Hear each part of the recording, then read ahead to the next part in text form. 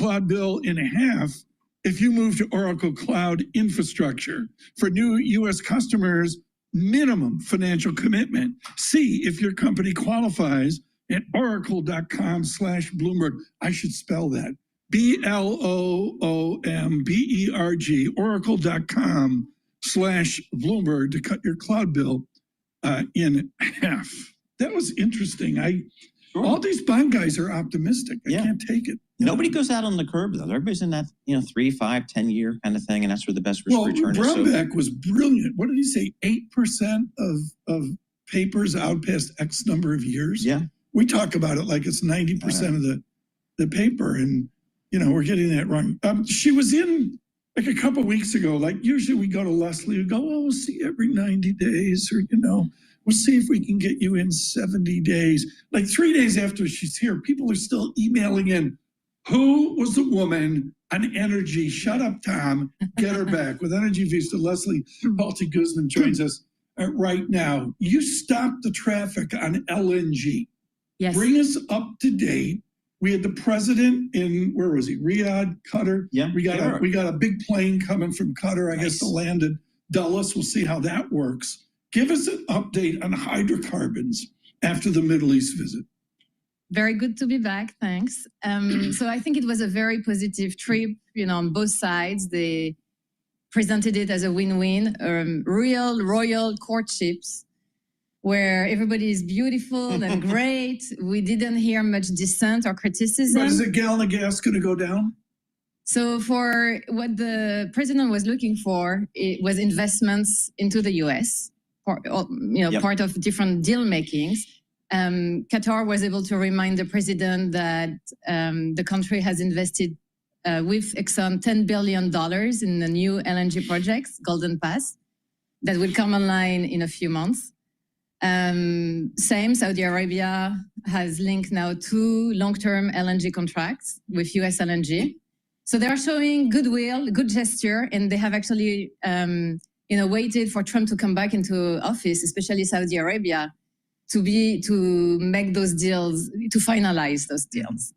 But still, we've got Brent crude at $64 a barrel. That's not where they want to see it in your world, is it? Don't they want to see something 70s, 80s? Isn't that from a better position for global energy? Yeah, we mentioned in the past all the contradictions of the baby drill agenda. Mm-hmm. The drillers in the US would like price incentives, right? They would like to see maybe for the oil price more equilibrium price around $70.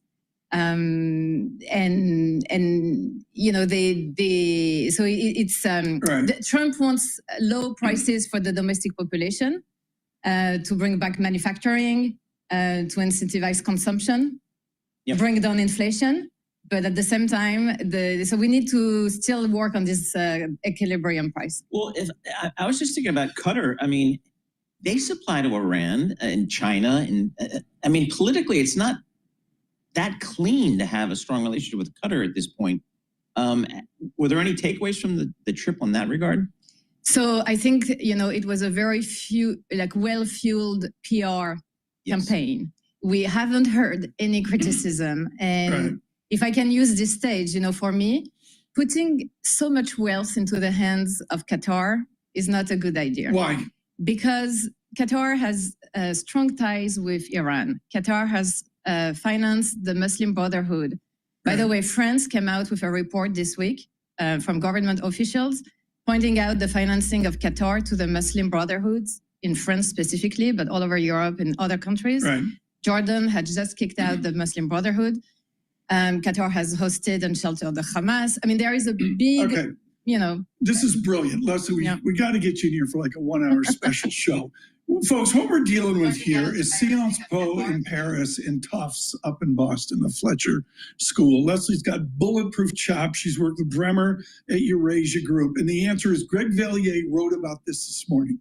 And what Greg Vallier said, Tom, 30-year bond, no one can. Hello, this is Dr. Paul Cottrell, and I am doing a live stream on Rumble, YouTube, and on my website, the-studio-reykjavik.com. The link is in the description of this video and all my videos. So please make sure you subscribe to my channels That way you get the live streams, you get the notifications, and you're helping support the work that I do. Please share the links, ask your social media to follow me. I greatly appreciate it. If you like the content that I'm creating and you benefited from it, please help support my work. Also through donations or through buying the products that are on my store. You can donate on my website, the-studio-reykjavik.com through Stripe, PayPal, or Buy Me a Coffee on the homepage, or you can be a paid member to my Patreon channel. It's through the donations and the paid subscribers and the ones that purchase my products that help me to do these videos for free. I have thousands of videos for free to inform you about things in your life that you will benefit if you listen to me in terms of health and wellness, what's going on in scientific endeavors, what's going on with domestic policy and domestic news, and also international news, especially when it comes to the financial markets. I tell you where support levels are and where the resistance levels are for different asset classes. So please help support my work. I tell you how to make money and how to be healthy. It's really simple, all right? And this content that I do is for free. These live streams and the premieres that I do, all these videos that I have, there are thousands of videos out there, are for free. I don't put stuff behind a paywall, but there's a social contract, and that is I do this stuff for free for you. You help support my work by purchasing the products, donating, sharing the links, and just interact with the show. This is a live show, and if you have questions, type them in the chat. I have a new setup right now. Right, we're doing the live streaming on Rumble, on YouTube, and on my website. We're not doing a simulcast right now on X Spaces. I will be in the near future doing that, but I need to get used to all the buttons that I got to click because it's like the Starship Enterprise here. So thank you for watching. I greatly appreciate it. Now, with that said, please go to my store, the-studio-reykjavik.com. Take a look at the great products that I have. I have a plethora of products. If you listen to me and you stack these products the way I tell you to stack them, you will slow down the aging process. You will improve your immune system, and you're going to improve your other targeted systems that we'll be talking about throughout this broadcast. This is a protocol that I use. And if you take the lessons learned from my experience, you will get healthier. So please pay attention. It's really important. So please go to my store, the-studio-reykjavik.com. Now, I want to start off with last night. There was an embassy. There were two embassy staff members that were killed. Now, Israeli staff members. So I find it very odd. This happened in DC. So let's play CNN covering this story. This happened last night.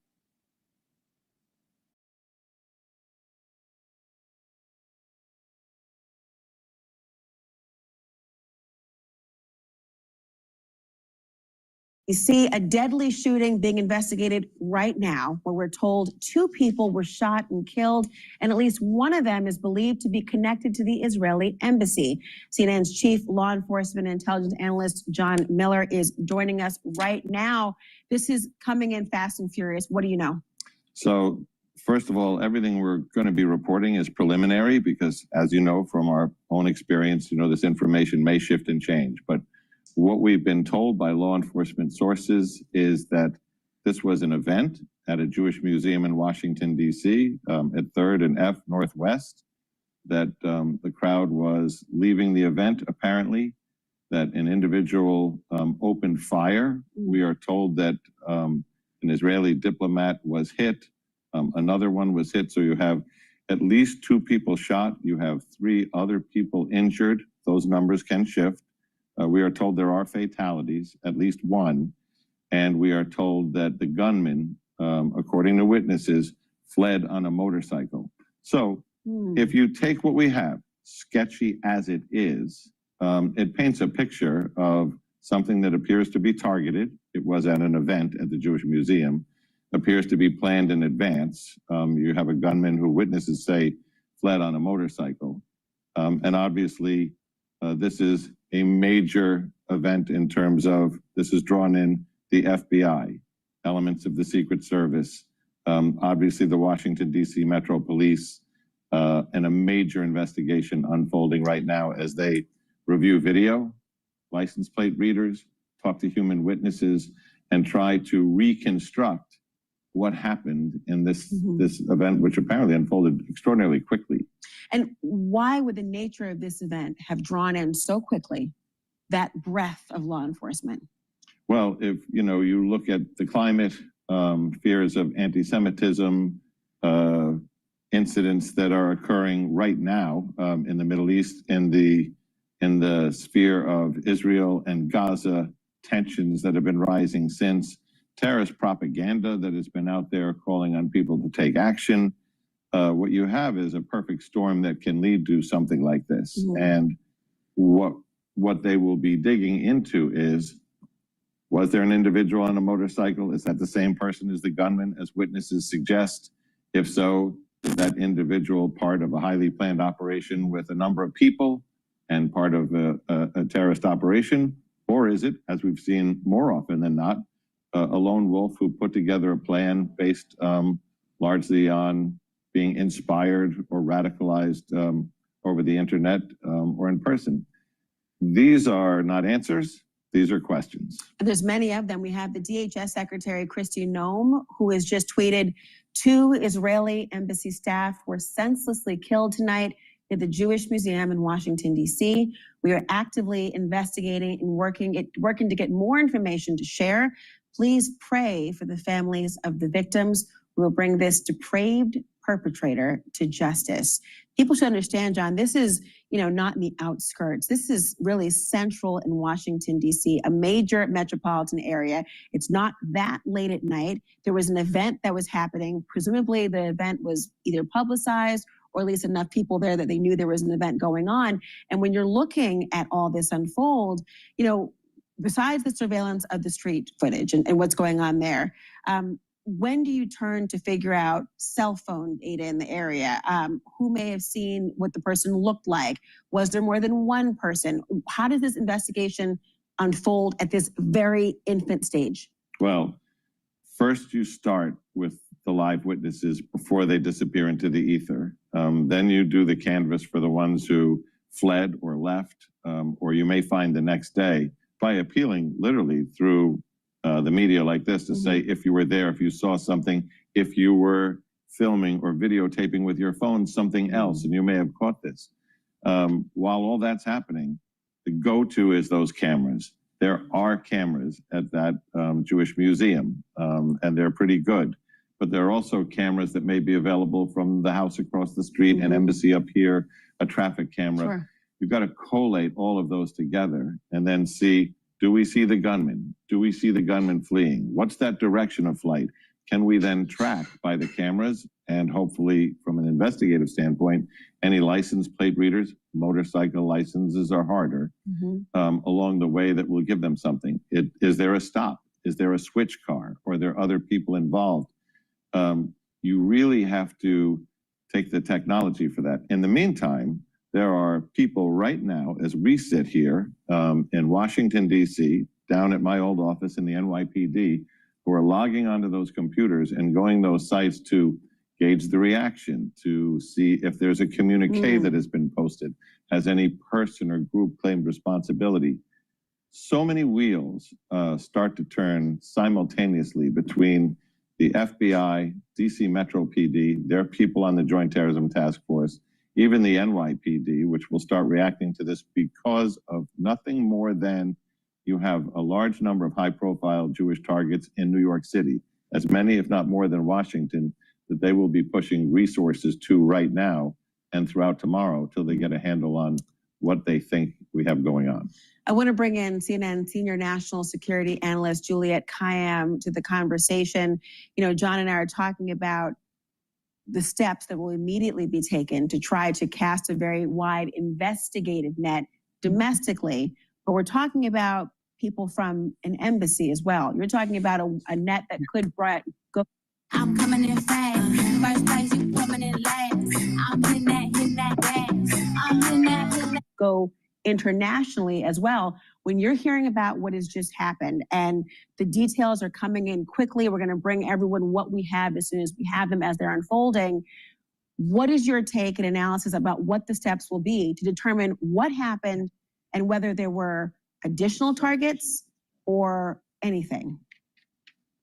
So, I mean, I don't disagree with the thing that John has said. We are in an environment in which the Jewish community is in fear, rise in hate crimes and anti-Semitism, and these public gatherings are both, ways in which a community feeling under threat gets together, but of course celebrations. Some of the things on preliminary, and I'm just going to accept what Secretary Noem, Secretary of Homeland Security, said, that the two people actually killed were both embassy staff. And that's just a data point that's worth noting in terms of what's the likelihood, what's the percentage of people there that were from the embassy. It sounds like they were targeted, or they're being used as a warning to someone else. Why only those two? Where apparently the ambassador was not there. So, in terms of investigation, you're really looking at, was this quite targeted on Israeli staff of the embassy who are here in the United States. The second piece is the motorcycle. As John was saying, to me, that's just the tell-all. That's just a sophisticated hit, so to speak. The person will be able to get around DC traffic, evade identification. It's harder to do so with a motorcycle. And so you are going to look at a planned attack, and one that could have planning not just domestically, but of course internationally. And so this feels like some sort of intelligent agency type thing. I don't know if it's MI6 or CIA or Iranian, but it just seems like a high-level intelligence operation that just took place in DC. Terrifying thing for the Jewish community, for people in DC, but it also has this really disconcerting wrinkle or aspect to it that would make you inevitably need to look to the possibility that there was a foreign terror attack in the United States targeting Israeli diplomats, and that is rare. It shows a certain amount of planning, and ability to do so, and evasion. I mean, we are now, each minute that passes, there's more time for this person to get away. So that's where the investigation is going to lead. I just want to say one more thing. Would be curious, or part of the investigation is going to be, because this was a public gathering with Israeli officials, how public was it? How did people get access to it? Those are the questions we're going to want answered, because in terms of the deliberative nature of this assassination, essentially, and this attack on the Jewish community, what kind of notice was out to the public in terms of the threat? Take what you do best and create a website that's worthy of it. All right, we're going to take a look at some more video on that subject before we go to the other videos to cover today. But since the market just opened, let's just do a market update. The S&P 500 is trading at 5,837. Again, the support levels are 5,750 and 5,500. It's probably going to be undulating between the 5,950 level to about between 5,950 to about 5,750 for a little while. It's going to consolidate unless we hear some major positive news on tariffs and the tax bill. The tax bill did pass the House, but it still has to go through the Senate, and there's going to be major rewrites on it. So it still has a ways to go. So I suspect that we're still going to have a resistance level at 6,000, but I still hold that the S&P 500 is going to be at an all-time high by year end, and I would not be surprised to see the S&P 500 break the 6,000 and test and most likely surpass the all-time high in July.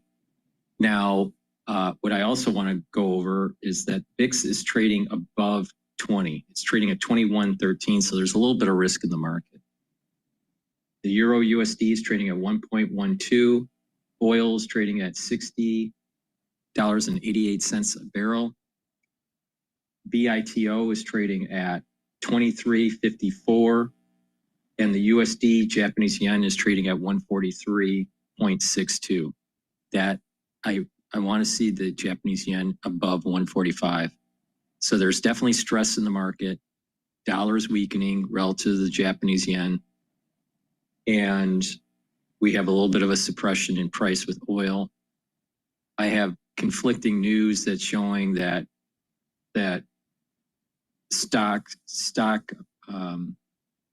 oil stocks are actually lower in the United States. And then I saw some news saying that it was up.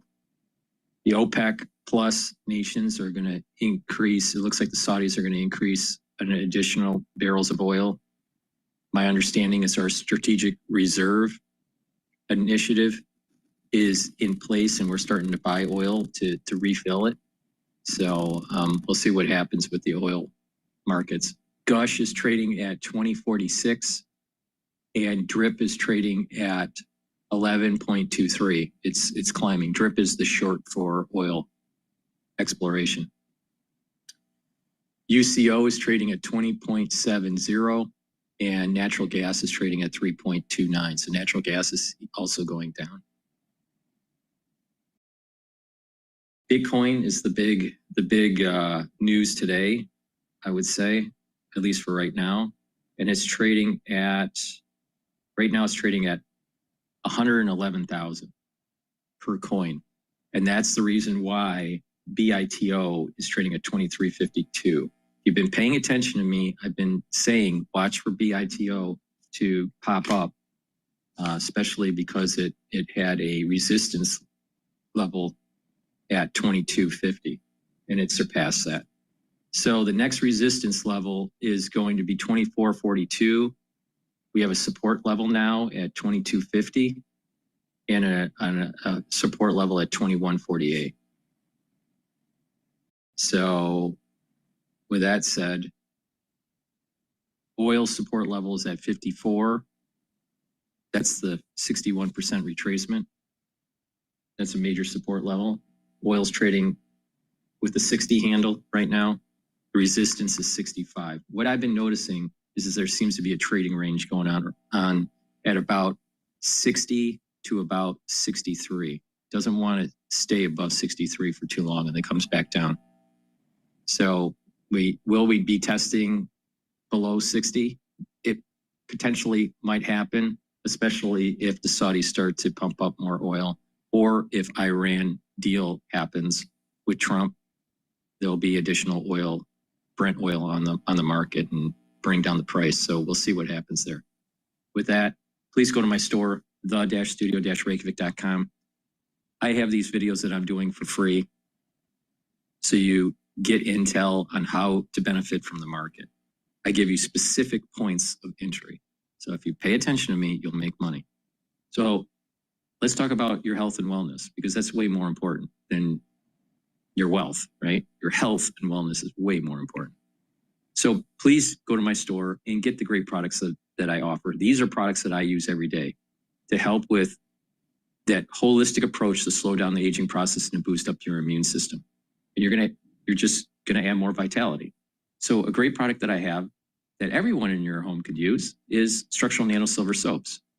So I have 4 different varieties. You can get it in lavender. You can get it in peppermint. Oh, sorry about that. Peppermint. And you can also get it in lemongrass and charcoal tea tree. So please go to my store, get a few bars for your household. These are very high quality soaps that I use. And you're helping support the work that I do, and you're helping support your health and wellness at home. So get the soaps, get a few varieties for your house, get a few bars, help support the work. I also partnered up with Rainbow Herbals, and we have a deodorant that is dual purpose. It You use it as a deodorant. It's for males and females, but it also helps to detoxify your body. This is a very high quality deodorant. It's made from essential oils from the Himalayas, has no aluminum, no baking soda. It's all natural. It will help to detoxify your body, and you use it as a deodorant. Again, it's for males and females. You can get it in peppermint, lavender, and tea tree, and you can also get it in citrus. So get a couple bars for your house. Use it. It'll help detoxify your body, and you use it as a deodorant. And by detoxing your body on a regular basis, you're helping your endocrine system, you're helping your immune system. That's really important. I also have other ways to detoxify your body, like taking zeolite and gladiator barley and heirloom barley. Those are other ways to help with the detoxification of your body. Another thing is to apply a holistic approach, and that is filter your water. I use a zero water filtration system. You can use different types of filtration systems, but the point is make sure you filter your water. The reason is that municipality water, city water in the United States is heavily fluorinated, and the problem is that there are particulate matter in there that you need to filter out. When you filter that out, your water is the higher quality, and when you're drinking that, what's going to happen is you're going to notice that your body is responding to higher quality water in a positive way. Your immune system is going to be better. Your endocrine system is going to be better. Drinking unfiltered water disrupts your endocrine system. And if you look around, a lot of people have problems with their endocrine system. So it behooves you to actually filter your water. Now, stay away from processed foods too. By doing that, you're helping your body and your gut biome, because these processed foods, they do havoc to your gut biome. They do havoc to your endocrine system. These processed foods are terrible for your endocrine system. And this is part of the reason why hormonal levels are messed up. Issues with concentration, skin problems, eye problems. All these are coming from these chemicals that we are ingesting that's disrupting our endocrine system. So stop that. Filter your water, stay away from processed foods, and take products that will help heal your body. And like I said, a simple thing like a deodorant that you use every day, that if it's designed correctly, which this is, can also help to detoxify your body. So please go to my store, the-studio-reykjavik.com, and get these deodorants. All right, with that, let's go back to, oh, by the way, use discount 5 and you get $5 off. I want you to get the products because they work, all right?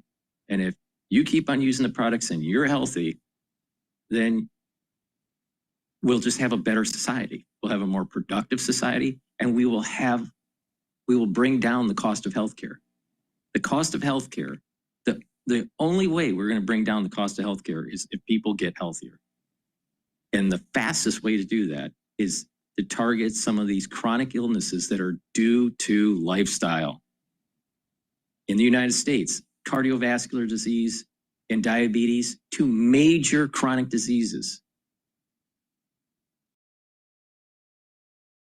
The cost to treat, the cost to treat these diseases in the United States is astronomical, and it's all self-induced.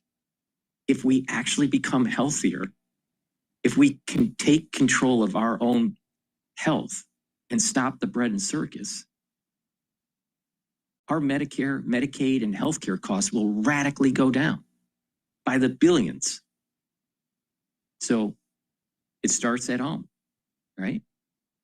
You do your part, another person does their part, and then collectively the society is more productive, healthier, and the society will have more vitality. You think society has vitality now with so many people that have endocrine disruption? Absolutely not. But the answer isn't pharmacopoeia. The answer isn't do more research to find a pill. The answer is stop the bread and circus, look in the mirror and say, you are part of the cause of the healthcare crisis, period.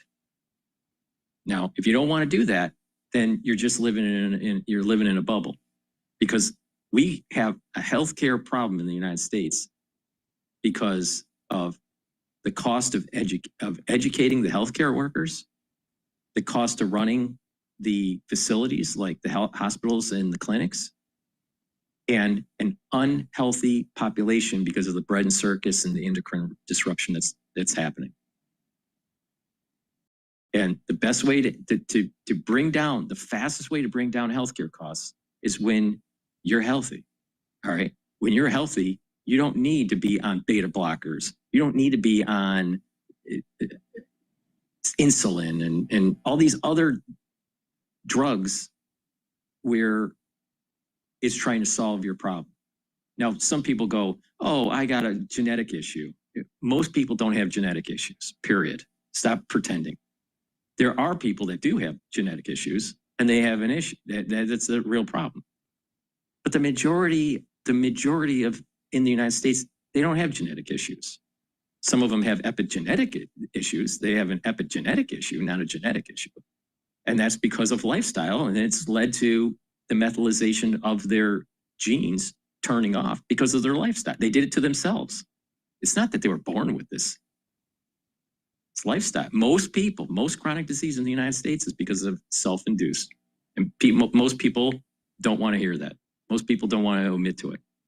And you think your doctor really gives a shit about you? Your doctor doesn't give a shit about you. He cares about making sure that he or she can process you within 20 minutes in and out of that office, and that you're billable. That's all he or she cares about. They don't care about your health. If they really cared about your health, they would be sitting down and talking to you for 45 minutes or an hour and a half, telling you on how to get healthy. I tell you how to get healthy, and it takes literally 4 hours to tell you the protocol. 4 hours. Now, of course, you know, I talk about other things and have news in between the discussion about how to build this protocol. But a doctor out there that you're going to see doesn't have the time or has the inclination to actually tell you how to get healthy. And every show that I do does. So you either listen or you don't. There's only two paths that you're going to be taking when you get older.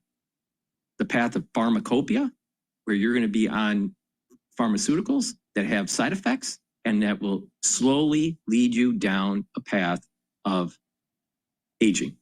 You will age faster. Or you can listen to me and you'll have more vitality in your geriatric years. No one can guarantee you what age you're going to live to. But I do know this. There's only two paths for you. Pharmacopoeia or a holistic approach, and you follow my protocol. That's the only two paths you have. And one's going to have more vitality, and the other one is going to lead to a lot of problems. Now, if you don't want to listen, that's your own damn fault.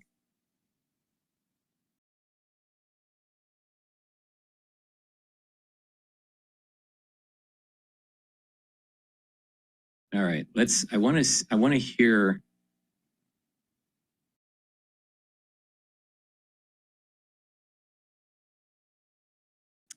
maybe the national desk.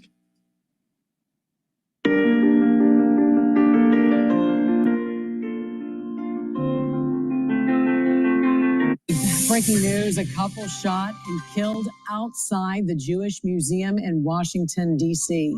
You are watching the National News Desk. I'm Jan Jeffcoat. It's Thursday, May 22nd. Authorities say both victims worked at the Israeli embassy. We want to get right to Mark Boyle at the live desk for the latest information. And Mark, police describe this as a targeted anti-Semitic attack. And as we know, it happened right near the FBI's field office in D.C. as well. Just a few blocks away. I also just heard from the D.C. police. They're not going to be releasing any more information this morning. No planned news conferences. I do expect that we should hear something, though, later this morning, perhaps this afternoon, from federal officials. Police describe this as an anti-Semitic attack. And it was, as you mentioned, close to those offices, Jan, a tragic scene unfolding around 9 o'clock outside the event there at the Capitol Jewish Museum on the nation's capital here in D.C. Investigators now identifying the suspect, 30-year-old Elias Rodriguez of Chicago. They say he opened fire on a couple of people, killing 2 young Israeli embassy aides. He then entered the museum. He was detained by event security. When he was handcuffed, witnesses grabbed their phones and they could hear this guy screaming, I did it for Gaza. And you can hear it in this video as he says, "Free Palestine." Take a listen. Free Palestine! Free Palestine!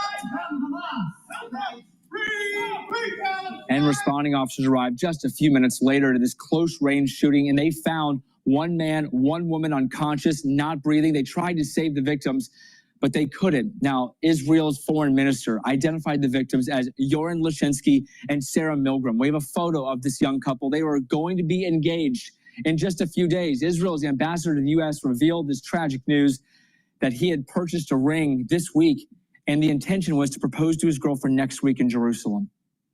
I will say this. We are a resilient people. The people of Israel are resilient people. The people of the United States of America are resilient people. Together, we won't be afraid. Together, we'll stand, and we're going to overcome moral depravity of people who think that they're going to achieve political gains through murder. Now, President Trump posted a message on social media saying these horrible D.C. killings, based obviously on anti-Semitism, must end now. This is a developing story. Absolutely stay with us this morning. We expect new information to break at any moment. Updates here at the live desk or online at thenationaldesk.com. All right, now those are the 2 videos that I wanted to go over about this subject matter. But I think in the context of what I've been saying for a while, and that is, since Trump won the election, I am very concerned because of the restructuring of the national security state and the deep state being very antithetical to Trump, that we are creeping towards a 9/11 event that will be blamed on terrorists in the Middle East, most likely. The question is, how will, if this new 9/11 event will take place, and when and how? I don't think it's going to be planes. I don't think it's going to be even in New York, some other thing, but it's going to be like a 9/11 event where the national security state is going to be begging Congress for more power, more money, erosion of our constitutional freedoms, and it will launch a multi-year war in the Middle East. All right. Now, maybe it's somehow also tied with China. I'm not really sure. But the thing is that there seems to be a creeping feeling that is starting to emerge that maybe another 9/11 event will take place. Now, if people have been paying attention to me, you have these soul roots between Esau and Jacob, right? Now, we're in the strength of, they oscillate, all right, on an annual basis and also decade basis. It's like a fib sequence. It's like a golden ratio. But the strength of these 2 soul roots wax and wanes, all right? So there's a short-term fib sequence and a long-term fib sequence. It just so happens that this long-term fib sequence is moving towards the direction of Jacob in terms of strength and waning in terms of Esau. Also that's the long-term fib sequence. Also in the short-term fib sequence, from February, March, April, May, June, right, I'm sorry, it's January. January, February, March, April, May, June. No, February. No, it starts in February. Near the tail end of January, because it's based on a lunar calendar, it doesn't coincide with the solar calendar exactly. So it's the very tail end of January. So for Jacob. So you have to count February, March, April, May, June, July. That's the strength of Esau. Now it's April where you get the zenith for the strength of Jacob. I'm messing this thing up. Let me go back. There's two soul roots, Esau and Jacob. They oscillate, all right? Jacob's strength is right now, all right? And it started in February, March, April, May, June, July. August, September, October, November, December, January is the strength of Esau. The point I'm making is the zenith was in April for the strength of Jacob. The soul root strength of Esau is going to be at that October frame. So the chances of a 9/11, the point I'm making is the chances of a 9/11 event being in the strength of Jacob is small. It's stronger in the soul root of Esau. So that means August, September, October, that's the zenith, November, December, January. If you look at many things that have happened that were negative in the Western world, October and September are major data points, major months where bad things happen. So this is pulling that strength. The strength of Esau is using this period, this alignment, and the strength of Esau is allowed to have things happen. All right.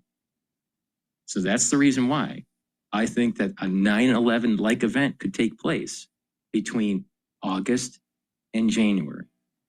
So it's either 2025 or the very beginning of 2026. All right. Now, if you restructure the Pentagon and you have a 9/11 event right before the midterms, you're going to have the Democrats blame Trump for gutting the national security state and restructuring it. And therefore they may win in the midterm election and gain power in Congress. This is not out of the realm of possibility, especially when you start hearing these kinds of this news where you have individuals being targeted that worked for the embassy. Something is brewing.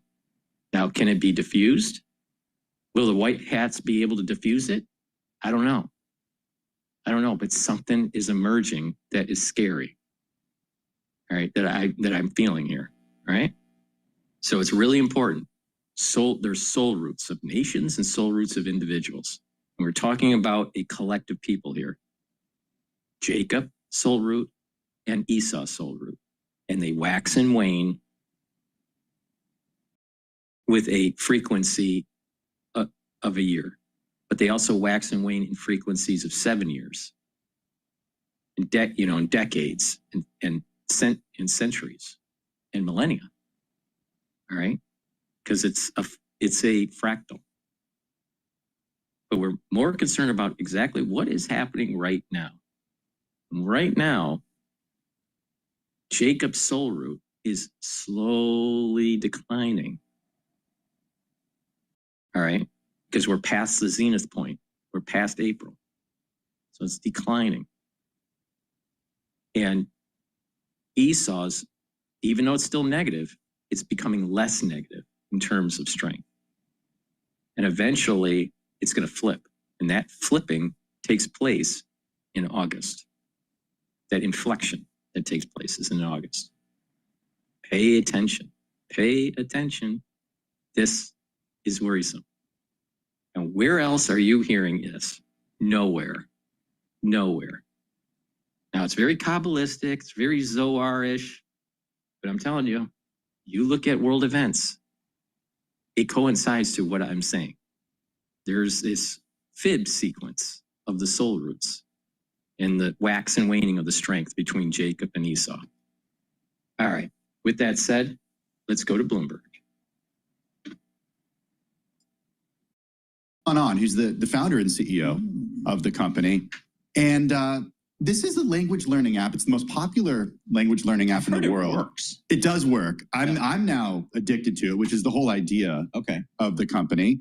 And we spent a lot of time talking about AI, a lot of time talking about the growth of the company. This is a company that the stock is up 200% over the last year, 60% year to date. It's got a unique culture. It's an AI first company. It's a tech company, but they're based in Pittsburgh because the DNA is of Carnegie Mellon. Is that right? There's breaking news. It looks like that there was a plane crash. It just happened about 26 minutes ago. A small plane crashed into San Diego neighborhood, setting multiple homes on fire. Henry threw him out the door, went to Goldman Sachs. How did he land at Dua Lipa? We go through that in the piece, actually. He has a great explanation as to what each of these previous roles taught him. It was really a cultural fit and a way to complement Luis von Ahn as the CEO. It's a unique culture. They use the word unhinged a lot. They have this cultural handbook. And I don't know if you guys have caught their social media at all. I mean, they killed off their mascot during the Super Bowl. They resurrected their mascot. They've wiped all their social media lately because it's been taken hostage by the person who plays the mascot, Duo the Owl. And we talked a lot about the cultural fit that Matt was, because he was brought in to bring this company public. He also told us, this was interesting. We asked him, I don't know if this made the final cut, what would you do if you weren't a CFO? Check this out. He said he always wanted to be a poet, and that's what he thought he would have done. Interesting. Yeah, But I mean, peace, love, and dope. Okay, I've done Dua Lipa seriously, like things, and I've done Babel and Pimsleur and all that. I'm the worst language person. Alex Steele is really, really good at languages, and I'm not. I did Japanese for 2 days with Duolingo. I mean, help me here. How many people go down in flames with Duolingo? You know, we asked him about that yesterday. The retention, he says, is really high. They have about 10 million paid users, and that's of more than 100 million overall users. So it's a freemium app, and what it does is you start for free, they show you ads, they can make money that way, but the real money making for them has to do when people upgrade to these different service tiers. And, you know, churn isn't very high. The retention rate is high. They figured out the way to send you notifications, to get you to do these challenges with your friends, to go on streaks. And they're also moving beyond language. So yeah, they have a ton of different languages, and you can learn languages from different native language speakers. So, you know, a Finnish person could learn Spanish, for example. What's AI going to do? I mean, that's the summer. I mean, that's the hipster thing here. This is Tim Stenovic. They are using AI language. So they have this character Lily, and you speak with her, and she speaks back to you in that language. And it's what we used to do when we were learning languages, you know, and we'd go changes. You're doing it. All right, I don't really care about that. So let's go to live now here. I think they're talking about the tax. We're at it all night and then even early this morning. Now, Republicans insisted that more than 100-page package was about voters, sent them to Congress. Well, why they were sent to Congress and why they sent President Trump to the White House. They believe it will be rocket fuel, as one of them put to the debate, for the uneasy U.S. economy as we continue to see global markets responding to those tariffs that have been placed by the Trump administration. Now, the president himself demanding action, visiting House Republicans at Tuesday's conference meeting and hosting GOP leaders and the holdouts for a lengthy session on Wednesday at the White House.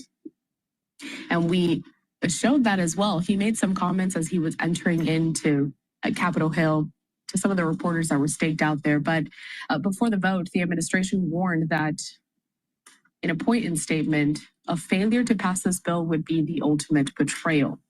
Central to the package is the GOP's commitment to extending some $4.5 trillion worth in tax breaks that they formed during the president's first term back in 2017, while adding new ones that he campaigned on during his 2024 campaign season, including no taxes on tips, overtime pay, car loan interest, and others. Now, to make up for some of the lost tax revenue, the Republicans focused on changes to Medicaid and the food stamps program, largely by imposing work requirements on many of those receiving the benefits. There's also a massive rollback of green energy tax breaks from the Biden-era Inflation Reduction Act. And that's pretty much everything that went down this morning. We have a couple of live events coming up here, so I don't really want to pivot to anything too long-formed. Coming up at 10, we are expecting for Secretary of Transportation, Sean Duffy, to speak at the National Maritime Day observance, so we are waiting out for that. And a few more live looks of some of the biggest news of the day. Back out live to this image that we have in Washington, D.C. and the scene there as we continue to wait for more updates on those 2 Israeli staffers who were shot and killed outside of a museum. We are seeing that there is some activity happening inside of the Capitol building. Let's head over there now. Of life. Establish their work, strengthening them to honor you by serving others. Lord, make them agents of healing. All right, let's go to MSNBC and their take on the House GOP reconciliation bill. To the ones who carry us. Keep faith. It's a live picture. 16 in the morning. Speaker Mike Johnson on the House floor ahead of a vote on the Republican Party's massive spending package. That legislation passed through the House Rules Committee late last night after 21 hours of debate and amendments.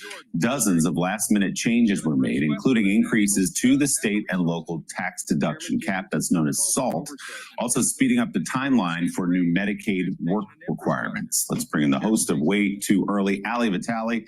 Ali, good morning. So let's talk about first what's actually in the bill after all this back and forth. Yeah, you've got 1,100 pages of bill text and then another 40 or so in that much anticipated manager's amendment, which has most of the compromises that Republicans made with leadership in it. There's a lot to parse through, but some of the top lines here. The first piece of this, the top line spending number around $4 trillion, about $2 trillion in cuts. But the actual debt increase is the piece of this that we've heard a lot about from hardline conservatives. According to the Joint Committee on Tax, a nonpartisan group that works with the Congressional Budget Office, $3.8 trillion increase to the debt because of this bill. In large part, that's because of the tax changes that are made here. Extending the 2017 Trump set tax rates was a key priority. It's also one of the biggest things that adds to spending in this package. But another big point of contention was this SALT deduction cap. Now they've negotiated it that the cap will be $40,000. That's up from the $10,000 that was initially negotiated in 2017. That's a big win for people in blue states, people like Mike Lawler and others. So that was a key compromise point. Then also raising the child tax credit, no tax on tips. That was a big promise from President Trump during the campaign. Reforming IRS tax rules on U.S. hostages. Personal privilege on this one because I brought you this story back in January. It basically means that if you are taken hostage or wrongfully detained, you're not going to get hit with some IRS fees on the back end of that detention because, of course, you couldn't have paid your taxes during that time. On energy and tech, terminating Biden-era clean energy credits, this was another point of contention. It now sounds like, according to the manager's amendment, this is going to happen sooner rather than later. That might placate some Republican members who were initially unhappy. Also, investing in U.S. AI infrastructure is another piece in the energy and tech sector. On healthcare, and this is what we've heard Democrats talk about a lot, even some Republicans concerned about this, in large part because by bolstering Medicaid work requirements and increasing eligibility checks, it means that people are going to fall off of healthcare coverage potentially and creates a lot of red tape here. Also, barring Medicaid and CHIP funding for gender-affirming care for minors, a continued attack on the LGBTQ+ community in this bill. Also, blocking Medicaid money from nonprofit reproductive health providers. When you hear people talking about defunding Planned Parenthood, that's this provision, and it actually costs Republicans $300 million to do that. So it's not a cost saver in the end at all, though it does complete a policy priority Republicans have been pushing for a while there. And all in all, this means that 8.6 million Americans, according to the Congressional Budget Office, again, a nonpartisan group that scores or predicts what the impact of the legislation is, 8.6 million Americans will be without health insurance. The fact that these Medicaid work requirements now phase in 2026, earlier than they initially had been written, that placates some Republicans, but it also means that this is now squarely an election issue, as if it wasn't already. On food assistance, it's a similar story. It cuts $260 billion to SNAP, that's the food stamp program, requiring states to share SNAP costs by 2028. That's basically a big overhaul to the basic funding of this system. It also tightens work requirements for SNAP recipients, similar to what we see them doing on Medicaid eligibility. And on this front, it means 3.3 million Americans at least will lose access to their food assistance programs, something else we're likely to hear from Democratic members. And on immigration, this is one of the key spending mechanisms outside of extending the tax cuts. $110 billion through the Judiciary Committee in immigration enforcement spending, $81 billion of that to DHS, DOJ, HHS, all for processing immigrants at the southern border. It also imposes fees on various immigrant actions. For example, And this is an important point here. All right. $110 billion in immigration enforcement. If we didn't have illegal immigration, we wouldn't have to spend $110 billion. So it could, go to individuals that really do need it in our society, that are citizens. Amazing. It's amazing. And of course, the Democratic Party is going to demonize Trump and this bill. But it's because of the Democratic Party allowing for a porous border that ended up forcing us to spend $110 billion in immigration enforcement. A $1,000 fee on immigrants who are trying to claim asylum. It's one of the ways that they're trying to pay for this influx of cash into the immigration system. And we've also seen this, the fact that the top 10% of earners here, again, according to the Congressional Budget Office, will be the ones that ultimately benefit, the bottom 10% of earners, the ones to ultimately lose out here. Again, a talking point. And then we come to the margins, the fact that Johnson can only afford to lose 3 Republicans. It was 1 going into it last night, Willie, but now we also see that Warren Davidson of Ohio, just in the last 2 minutes, has put out on X that he is a no on this for deficit concerns. So if they have 1 more, maybe 2 more, that's where we could get into problems, but we'll be watching closely during this vote. Well, you led me to my next question, Allie, which is, does Speaker Johnson have the votes? It sounds like even if he has this vote in the next hour or so, it remains up in the air. Is that fair to say? It remains up in the air, but Willie, I got to imagine that the speaker, while he has been willing to be caught trying and failing before on the floor, he thinks it applies some pressure to his members to get on board.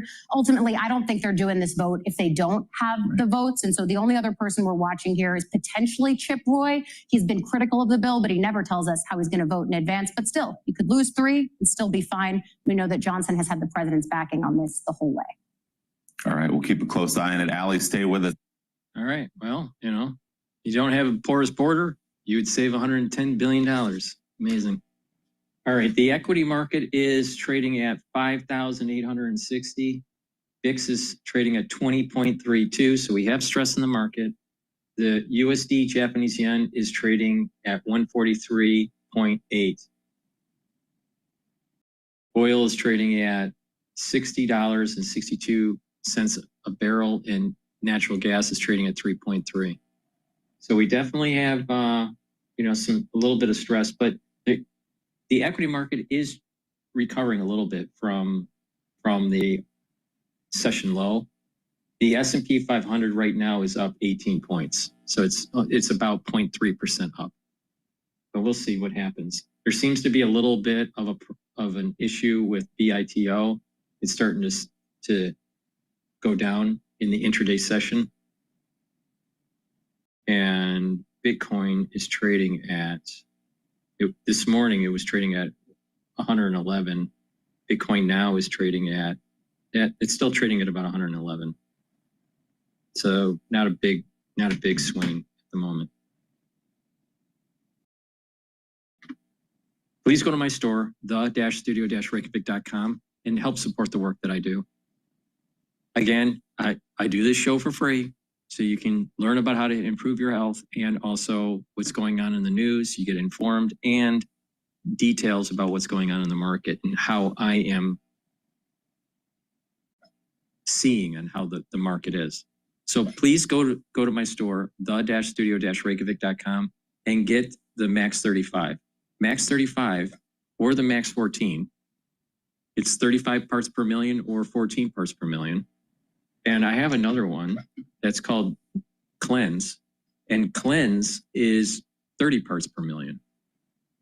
You take a teaspoon a day of any one of these, And what will happen is that you're helping your immune system. You gargle it, you swish it in your mouth, 20 seconds, 30 seconds, and swallow. And what you're doing is you're improving the epithelial lining in your oral cavity and your oral pharynx, and you're helping that mucosal barrier. So you're helping your immune system and you're neutralizing. So what's really, and it improves your oral hygiene. So take it every day. If you're not feeling well, take a tablespoon or two a day. I've been taking Max 35 or Max 14 for more than 5 years. I take it every day, teaspoon a day. But if I'm not feeling well, take a tablespoon or two and then go back to your maintenance dose. But get the Max 14 or the Max 35 or the cleanse. They're at different price points and different PPMs. The reason why I do that is so I can get these products in your hands based on your affordability. So please go to my store, the-studio-reykjavik.com. It's the first pillar of my protocol. This protocol, I call it the core. And this core protocol has 4 pillars. The first pillar is the Max 35, Max 14 or cleanse. That's going to help boost up your immune system. The second pillar is C60. It's going to soak up free radicals. Very important. And we'll talk about that later. The third pillar is taking ashwagandha, turmeric, and lignans to boost up that immune system and help with your cardiovascular system. And the fourth pillar is Boomer Boost that will boost up those energy levels and rev up your metabolism. You take that and you stack it around it. You're customizing a protocol for you. And by getting data from your doctor, blood work, and other data like ultrasounds and stress tests and calcium screenings and cancer screenings, all these things, when you do that, you're getting data, all right? And you have a before and after, and you're getting the data and you're tracking it over time on how these protocols, these health protocols that I'm talking about, and these stackings are benefiting you. And if there's a targeted area, if there's a problem area for you, you can focus on that area, like cardiovascular or diabetes or neural health or gut health or skin, all right? But you need data, all right? So the thing is that make sure you go to your doctor, get data, pay attention to your blood work, pay attention to your ultrasounds, pay attention to your EKG. What does it mean, all right? And track it over time as you are taking these supplements and these stacks and applying a holistic approach. And you're going to notice your numbers are going to improve. And as you get older and as you do this over multiple years, you'll see other areas that may need to be focused for your protocol. All right? But the thing is that you'll notice in your data that over time, you are getting healthier. Your numbers are improving, and you're not on pharmacopoeia. That's the beauty of this. You're slowing down the aging process. And why does this work? It's taking it's taking knowledge gained from anti-aging research, longevity research, sports medicine, and my own experience in doing this, which I've been doing for a long time, like going all the way back to when I was 16 years old. All right. I'm in my 50s. All right. So you just pay attention to me and you'll notice that you are getting healthier. But it's really important to get data. Make sure you go to your doctor and get blood work, and you'll know your cholesterol, and you'll know your kidney function and your liver function. And when you get older, we were talking about prostate cancer, right? A few episodes ago because of Biden. Guys, hey, once you turn 45 or 50, you need to get a PSA test every year. Females, it's really important to do cancer screening. Cervical cancer, super important. Everybody should be doing colonoscopies. Why? If you catch it early, you're okay. If you catch it late, you could die. So just pay attention to your health. All right? It is doable. Now, if someone says, oh, you don't need to get colonoscopies and you don't need to, wrong. You need data. And when you have data, you can work the problem. If you don't know, how do you work the problem? All right. So pay attention to the stacks that I'm talking about, and regularly get checkups and see that blood work, and you're going to notice that your numbers are improving over time. It's that simple. All right. So if someone says, Dr. Paul Cottrell, how do you know this is all working? All you got to do is do a before and track your data over time, every 6 months, every year, and you're going to notice your numbers are improving. Your liver function's improving. Your cholesterol function's improving. Your kidney function's improving. All right. These are biomarkers that are telling you your body is healing. All right. It's really simple. Please go to my store, the-studio-reykjavik.com, and don't be stupid. All right. Just follow my lead.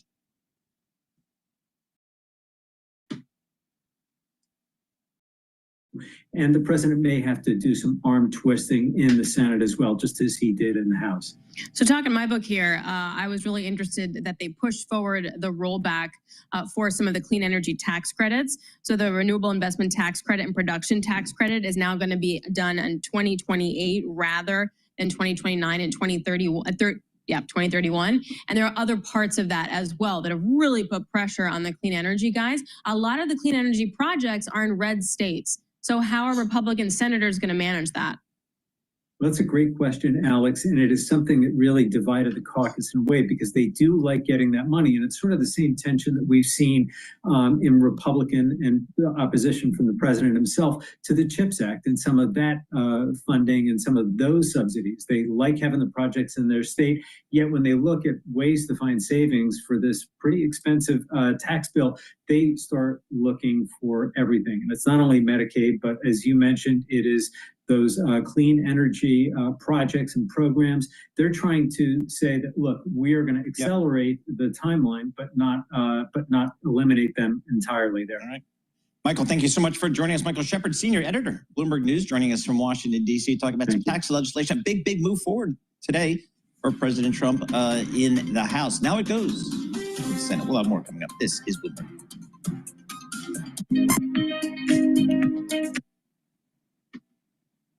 All righty. Let's see what else is popping up in the news here.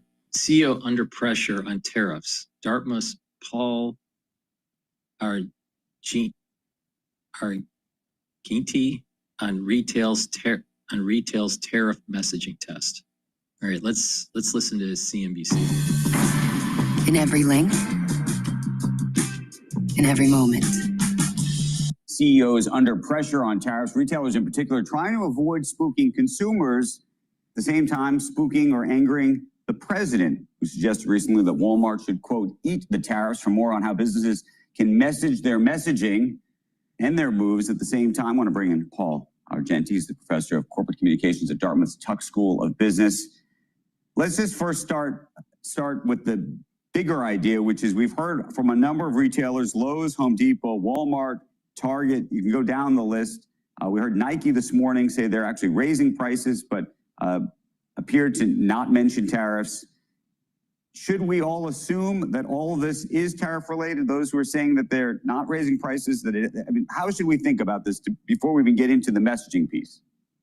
Yeah, definitely we should think about it in the context of tariffs because it's on all of those companies' minds, right? And I think this is where basic communication strategy is going to come in handy because you have a lot of constituencies to satisfy here. Start with your shareholders who, they won't want to hear about uncertainty or negative feelings about it. They want to know what you're doing about it. So you need to be transparent, proactive, adaptable, explain how it affects you. And I think that's exactly what we see them doing. I think Walmart is in the trickiest position, obviously, because the president, poked directly at them, for sure.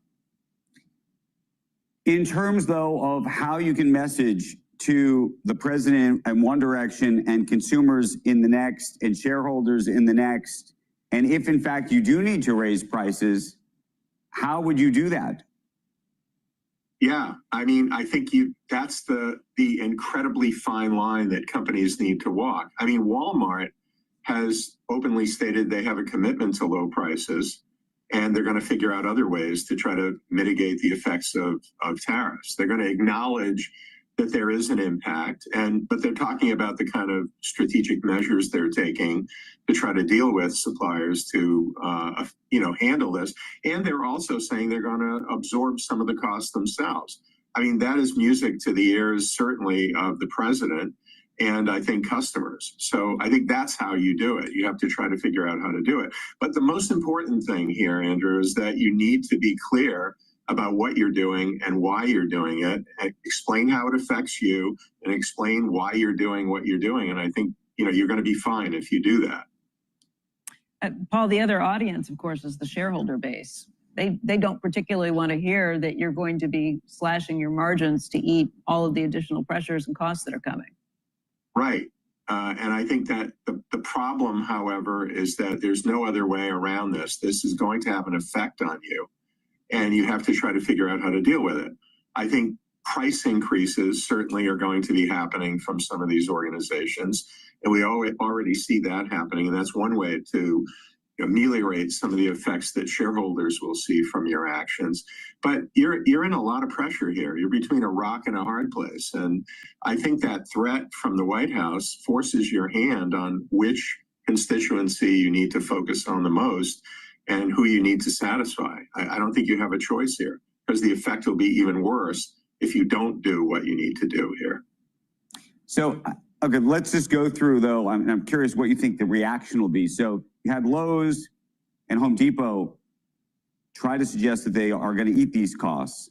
If in fact, and they've maintained their guidance for the rest of the year, if in fact, between now and the end of the year, their prices actually go up, or at least some of them go up, and they don't hit their guidance, they have to actually, or they come in on the low end of the guidance, do you think that the shareholders therefore will hold them accountable for that in some way? Or do you think they'll say, we understood effectively that you had to say that you weren't doing this because the other outcome is that the president would somehow come after the company and that would have hurt us in some other way? Yeah, I think that's the logic that, unless they're living under a rock, you have to understand the pressure that's coming to these businesses and that they don't really have a choice other than to do what they did. And I think if they're savvy in the way they're handling it, and you're focusing on operational efficiency, supplier relationships, looking at the different kinds of investments you've made to already deal with this and before it even happened, I think you're going to be okay. And if the market chastises them for that, they're not paying attention to what's going on. Paul, there are laws in this country about telling the truth, especially because disclosure laws. So. Yep. What I don't, and maybe this is an SEC that will not be prosecuting anybody just at all for other reasons. But historically, if there was a series of emails between the CEO and the CFO and a whole bunch of other people saying, we're probably going to have to raise our prices on this product and this product, and then they come out and they say, well, we're not doing that for whatever reason because they don't want to scare the president. Historically, in discovery, if that were to come out, that would be a problem. It would. And your question is, will it be a problem now? I think where I'm going with this. I think you can pull a Nike and say, we always look at blah, blah, blah, the overall environment, blah, blah, and we decided this makes sense now, blah, blah. You know what's more crazy, Professor Paul, it is when you hear President Trump say, well, Walmart better eat it because they made a lot of money last year, a lot more than this. That sounds like Elizabeth Warren. That does not sound like a Republican. That sounds like Elizabeth Warren saying, that's next thing you know, there's a windfall profits tax because they're making too much money. That's like crazy, isn't it?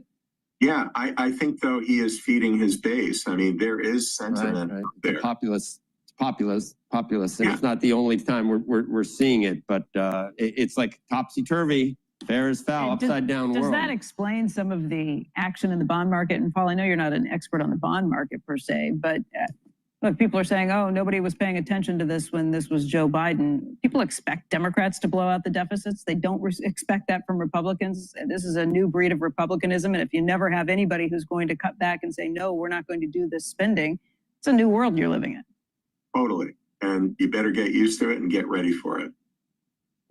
There was at one point in the past, I did argue that how well the stock market had done for 20 years and how well shareholders had done while wages remained somewhat stagnant. And I could almost see making the case for, I mean, it's hard to imagine because it goes against Adam Smith and everything else, but I could almost see how in a populist world, people might actually nod about this, that shareholders have done great. Let's have, let's try to rebuild the middle class that got hollowed out from all the jobs moving, overseas, and let's try. I could almost see how you make that case. I think that's people that are making that case are in President Trump's ear. Yeah, and I think it also is kind of like a Nixon in China thing. You have a Republican conservative who's doing this. It's going to be a lot easier to get it done than Elizabeth Warren, for sure. The Memorial Day sale is on at Raymore and Flanagan with up to 30% off across the store. Plus, Alrighty, let's go back to Bloomberg here. Volatility, and I think it's going to be keyed off some of these macro headlines, whether that's something affecting interest rates, whether it's this bill that has now moved out of the House into the Senate, which, by the way, this is the end of the beginning, not the beginning of the end, in my opinion, in this process. And then also finally earnings. I mean, we kind of forget about fundamentals of individual companies. They actually came in a bit better than expected in the first quarter, but revisions did come down quite significantly for the second quarter. So I think depending on the time of the year, the month we're in, and we're going to key off of macro headlines or fundamental headlines, and then we have the trade component as well. So all of those things mixed together to, we think, continue some volatility, but take advantage of that where you have companies that know and understand and feel like are going to weather the storm. Walter, what do you make of the stock market? It's seemingly we've round tripped almost here off of the 20% declines that we had earlier in the year when people were really trying to get their handle around what a world of tariffs means. Are we appropriately priced here? Do you think the market's ahead of itself, or is there still upside here, do you think? Yeah, I think in the near term, the market's come a long way in a very short period of time, and is probably, as Jamie Dimon, I think, used the term complacent to describe investors. We would tend to agree with that. Where we are today, I don't think we're pricing in a lot of risk. We're pricing in a lot of deals that have been talked about happening, but haven't happened on the trade front yet. So what we've been doing is just trying to stay disciplined on our sizing within positions. So names that have run significantly in the past 5 to 6 weeks, that we have a target of 2.5%, and that weight's now well over 3%. We're running that back to model, as we call it, for example. So just trying to stay disciplined within the process and take advantage of the move that we've had and look kind of reload for some more opportunities to come. If we do get this big, beautiful bill passed and we get if we wind up getting deregulation and the Fed, as earlier today, could cut in July if tariffs come down to 10%. Is this like bull market? Can we finally look towards discounting all that? Yeah, it's a good point. No, but I mean, there's a long way from here to there, I guess I would say. So as it relates to the Fed, I think it's a stretch to say that we go in July, because you got to think about all this bill includes, is kind of pro-growth, post-stimulus. That's going to create upward pressure on prices, you would think, if growth improves. So I think the Fed's going to be on hold, so I don't think they're going to come into the picture probably till the fall. But yeah, no, listen, if you incrementally get this bill passed, the debt ceiling increased, if you get some trade deals, we're going to run up on that 90-day window in early July. So we've got to see some progress there. But yeah, it could create the catalyst for us to move up through those highs that we hit in February and beyond. I just think between now and then, we could see some downside. Walter, thanks so much for joining us. Always appreciate getting a few minutes of your time. Walter Todd, Please go to my store, the-studio-reykjavik.com. Let's talk about the second pillar of the core protocol. It's C60. C60 is a very strong antioxidant. It is hundreds, if not 1,000 times stronger than vitamin C. Vitamin C molecule can only neutralize one free radical. C60 can neutralize hundreds, if not 1,000 free radicals, just one molecule of C60. So it's very potent. You take a teaspoon a day, every day. Take it on an empty stomach for best absorption. If you work out, take it before your workout. It's going to soak up the free radicals that you generate during your workout and help you to recover quicker. C60 comes in extra virgin olive oil, avocado oil, and also MCT coconut oil. Now, it has to be in a lipid, an oil, for you to be able to absorb this. So it's very important to take C60, the one that I have in my hand, all right? Some people out there sell powders, C60 powders. Guess what? That's bad for you, all right? It doesn't, you're not going to absorb it properly. So please go to my store, the-studio-reykjavik.com, get the C60. It has to be in a lipid, it has to be in an oil. Now, you take it every day, take a teaspoon a day, all right? I've been taking this since 2016 every day. Take a teaspoon a day, and it's going to soak up the free radicals in your cell. That's going to reduce stress on the cell, so the cell is going to perform better. It'll also help with the mitochondrial health. And when you improve your mitochondrial health in your cells, even in your neurons, what's going to happen is your mitochondria is going to produce more ATP, and your energy levels are going to go up. Your tissues are going to perform better because it has more energy. If you take a look at people that age, some of the things that happen are their immune system goes down, their mitochondrial health goes down, their energy levels go down, they're atrophying, they're losing muscle mass, their cognitive function starts to go down, their endocrine system isn't performing as well. So you want to go upstream on some of the reasons why these things are happening.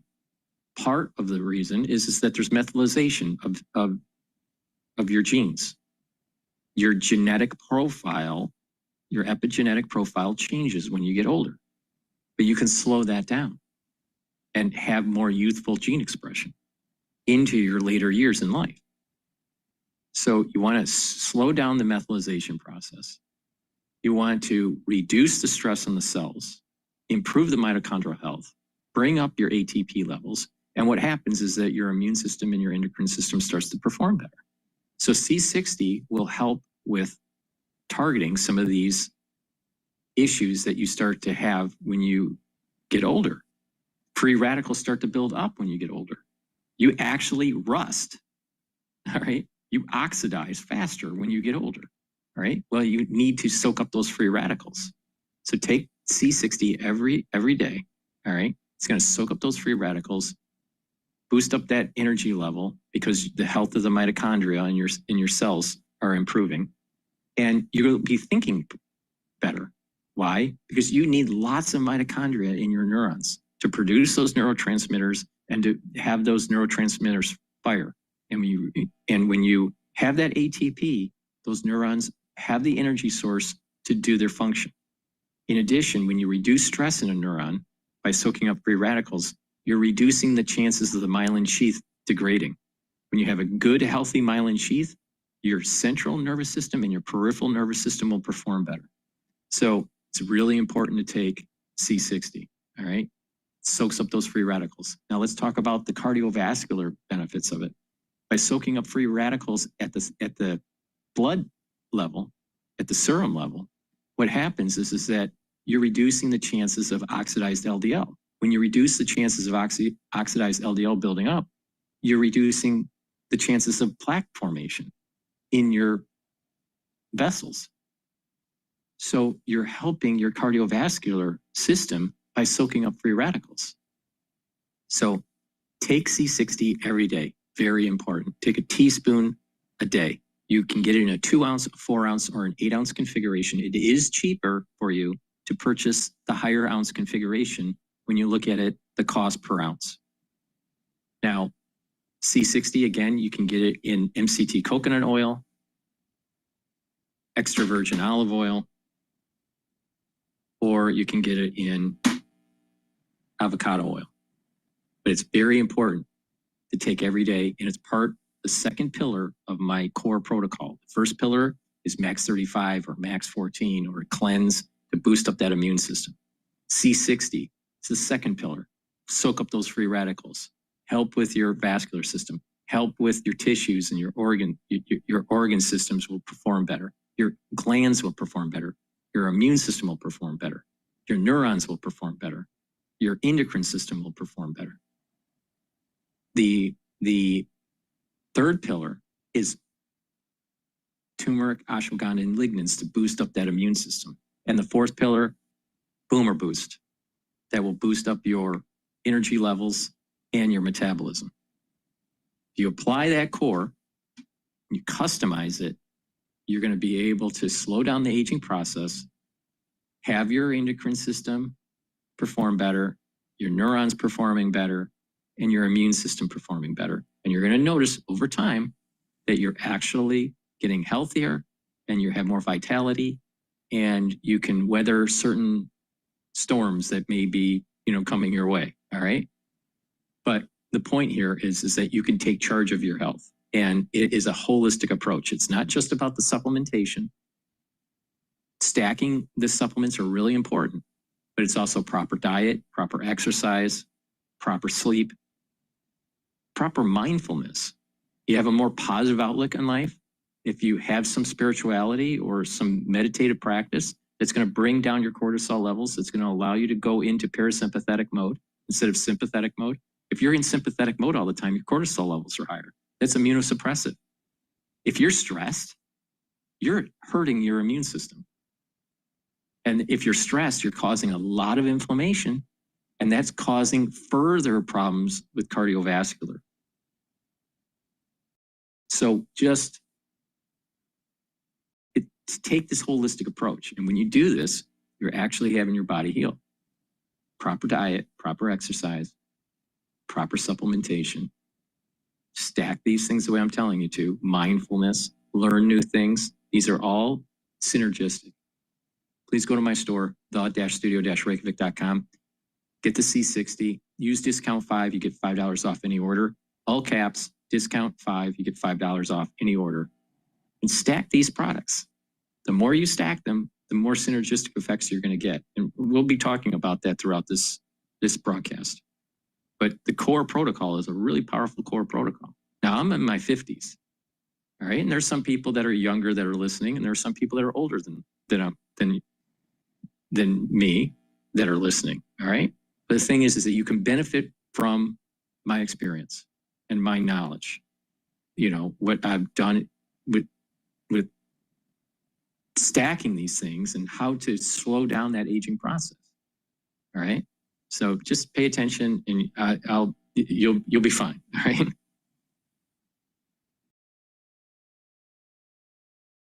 All right. Let's go back to Bloomberg here. Oh, they're on break. Defense Secretary Hegseth speaks during All-American Week, and Al Jazeera is talking about Trump's visit to the Middle East. Let's just listen into what Hegseth's saying just for a little bit.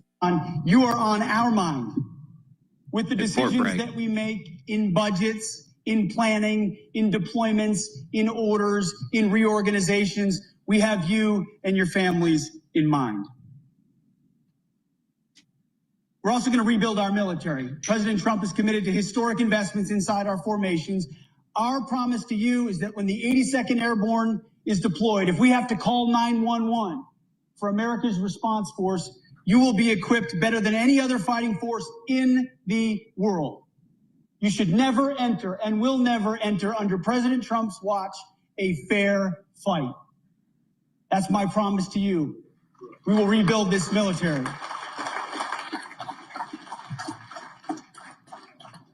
And we're going to reestablish deterrence.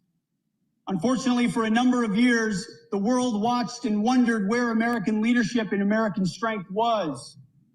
They watched the war that was unleashed in Ukraine, or the attacks that happened on October 7th, just that same mentality reverberating just this last night, sadly, in Washington, D.C. We saw the debacle of what happened in Afghanistan. President Trump has said, by putting America first, we will reestablish peace through strength, and we will reestablish deterrence. And when I look out at this formation, the eyes of the men and women and these flags, I see the eyes of deterrence. I see the eyes of American strength. I see the eyes that will deter the wars that we don't want to fight, because we know we have a president committed, a commander-in-chief committed to peace, peace through strength. And my first platoon motto we ever had, which is one that you all know well, it's those who long for peace must prepare for war. You live that motto every single day on behalf of our nation, and I cannot thank you enough, express our gratitude enough for what you do.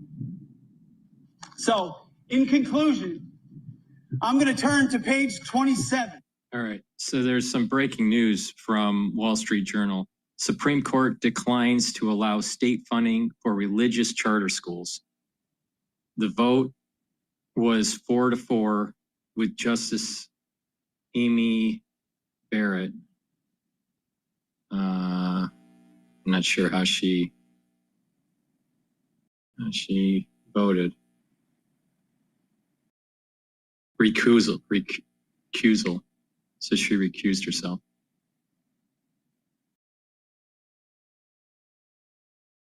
All right, so that's a breaking news with the Supreme Court. Starmer signs deal to hand over Chagos Islands.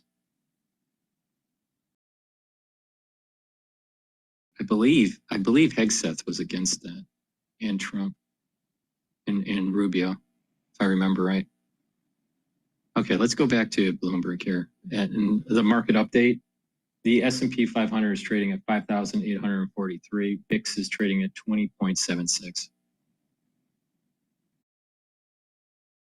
Really big. I think what we ended up deciding is that no modern American president has ever positioned his family to make this much money while in the White House.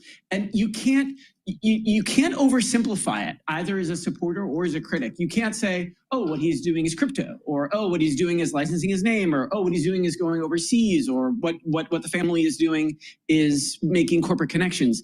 That it really is, we ended up thinking about this as basically an atlas to what the Trump family is doing. It's to take it seriously and to really focus on the facts and on the numbers and on the places.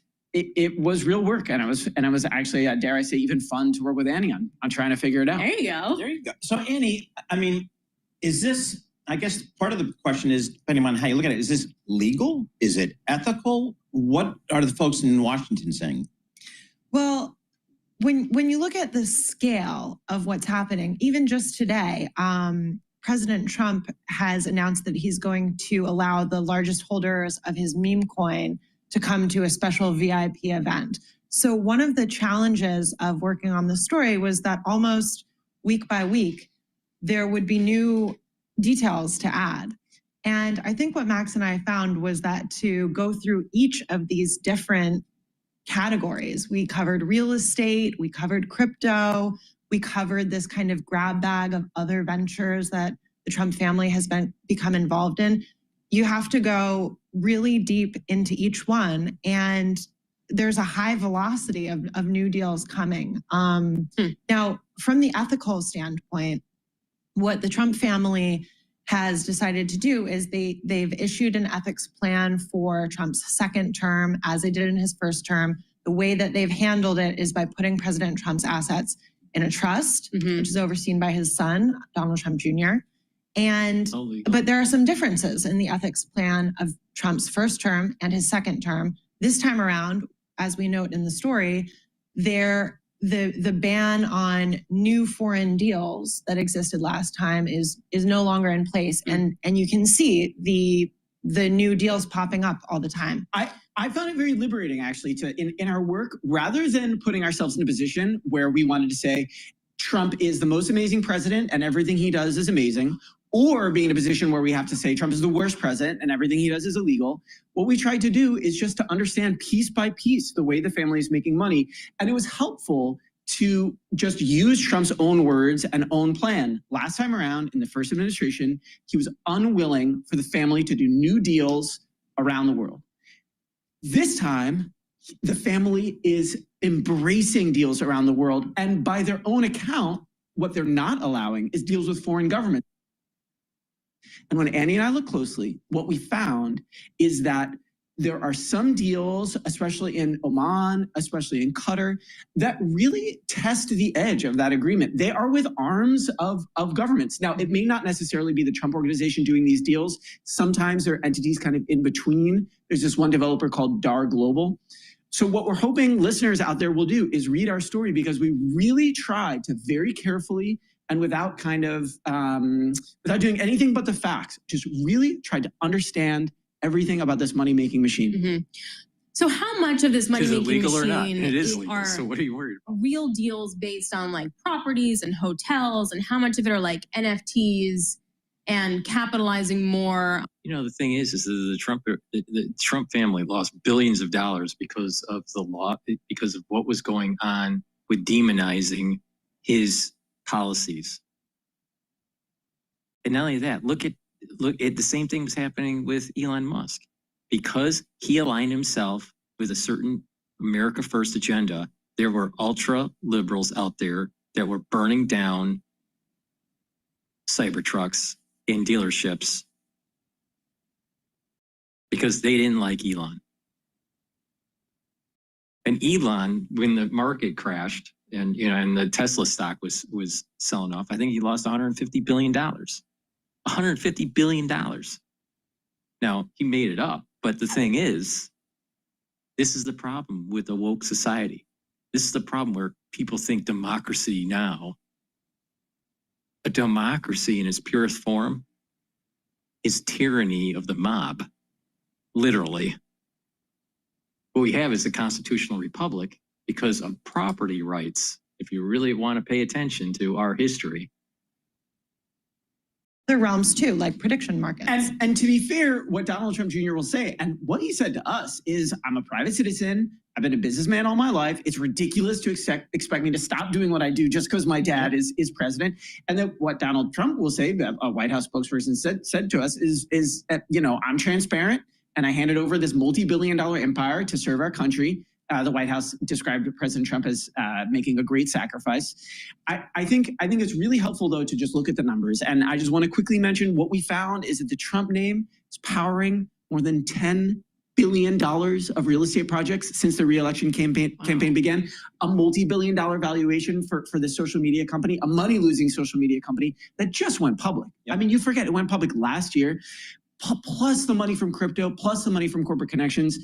I think it's worth taking the time to kind of wrap your arms around it, because it really is sort of, I guess, unlike anything I've ever reported on. And again, what I noticed is in this reporting that the first overseas trip President Trump made in his second term was to the Middle East. And I'm just looking at your reporting here. And when you talk about the real estate, it's Riyadh, it's Jeddah, it's Oman, it's, Simi Izma, which I don't know what that is. I think it's Qatar. Qatar. So there I see the connection. And, does it make sense that his first overseas trip would be to the Middle East? So interesting. Annie Max Abelson, reporters, Bloomberg News. This is the big take story here today, the Trump's family money making machine. Again, as Max and Annie reported, more than $10 billion of deals announced since his re-election. The reality of the situation, because of the push of Trump and trying to brand himself and grow his family and raise the family in a decent way compared to other families, the Trump family is going to be the house of Trump. All right. Just like there's the house of Morgan or the house of the Rothschilds or the house of the Saudis or the house of Warburg. You have these families in American history or in, other countries' history where there is a forebear that really pushes forward and builds the house of the family. And the heirs contribute and grow it. All right. Rockefeller is another example. So we are literally seeing that formation and passing the torch on that built the House of Trump. There is the House of Trump. Now, the liberals don't want to admit to it. They try to burn it down, literally. But the thing is that's what's happening. There's a blessing that's taking place with the Trump family, with Trump, with Donald Trump. God has blessed Trump. There's no doubt about that. But so now, is he perfect? No, he's not perfect. But the thing is we are seeing the House of Trump, and the House of Trump is benefiting from seeing something in the future that's going to add to economic prosperity and peace in the Middle East. So the Trump family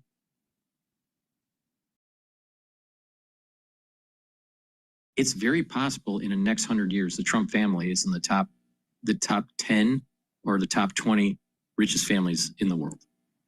I can see it happening. Totally see it happening. And you don't get that level unless you have been blessed. But you have a lot of people out there that want to just to demonize and not realize, there was this soul root thing that I was talking about, where it's the positive soul root of Esau, the negative soul root of Esau and Jacob and Ishmael. If you don't want to pay attention, don't. But Trump is definitely in line with benefiting from the Middle East. And I would not be surprised that his family in the next 100 years is going to be in the top 20 richest families in the world. All right.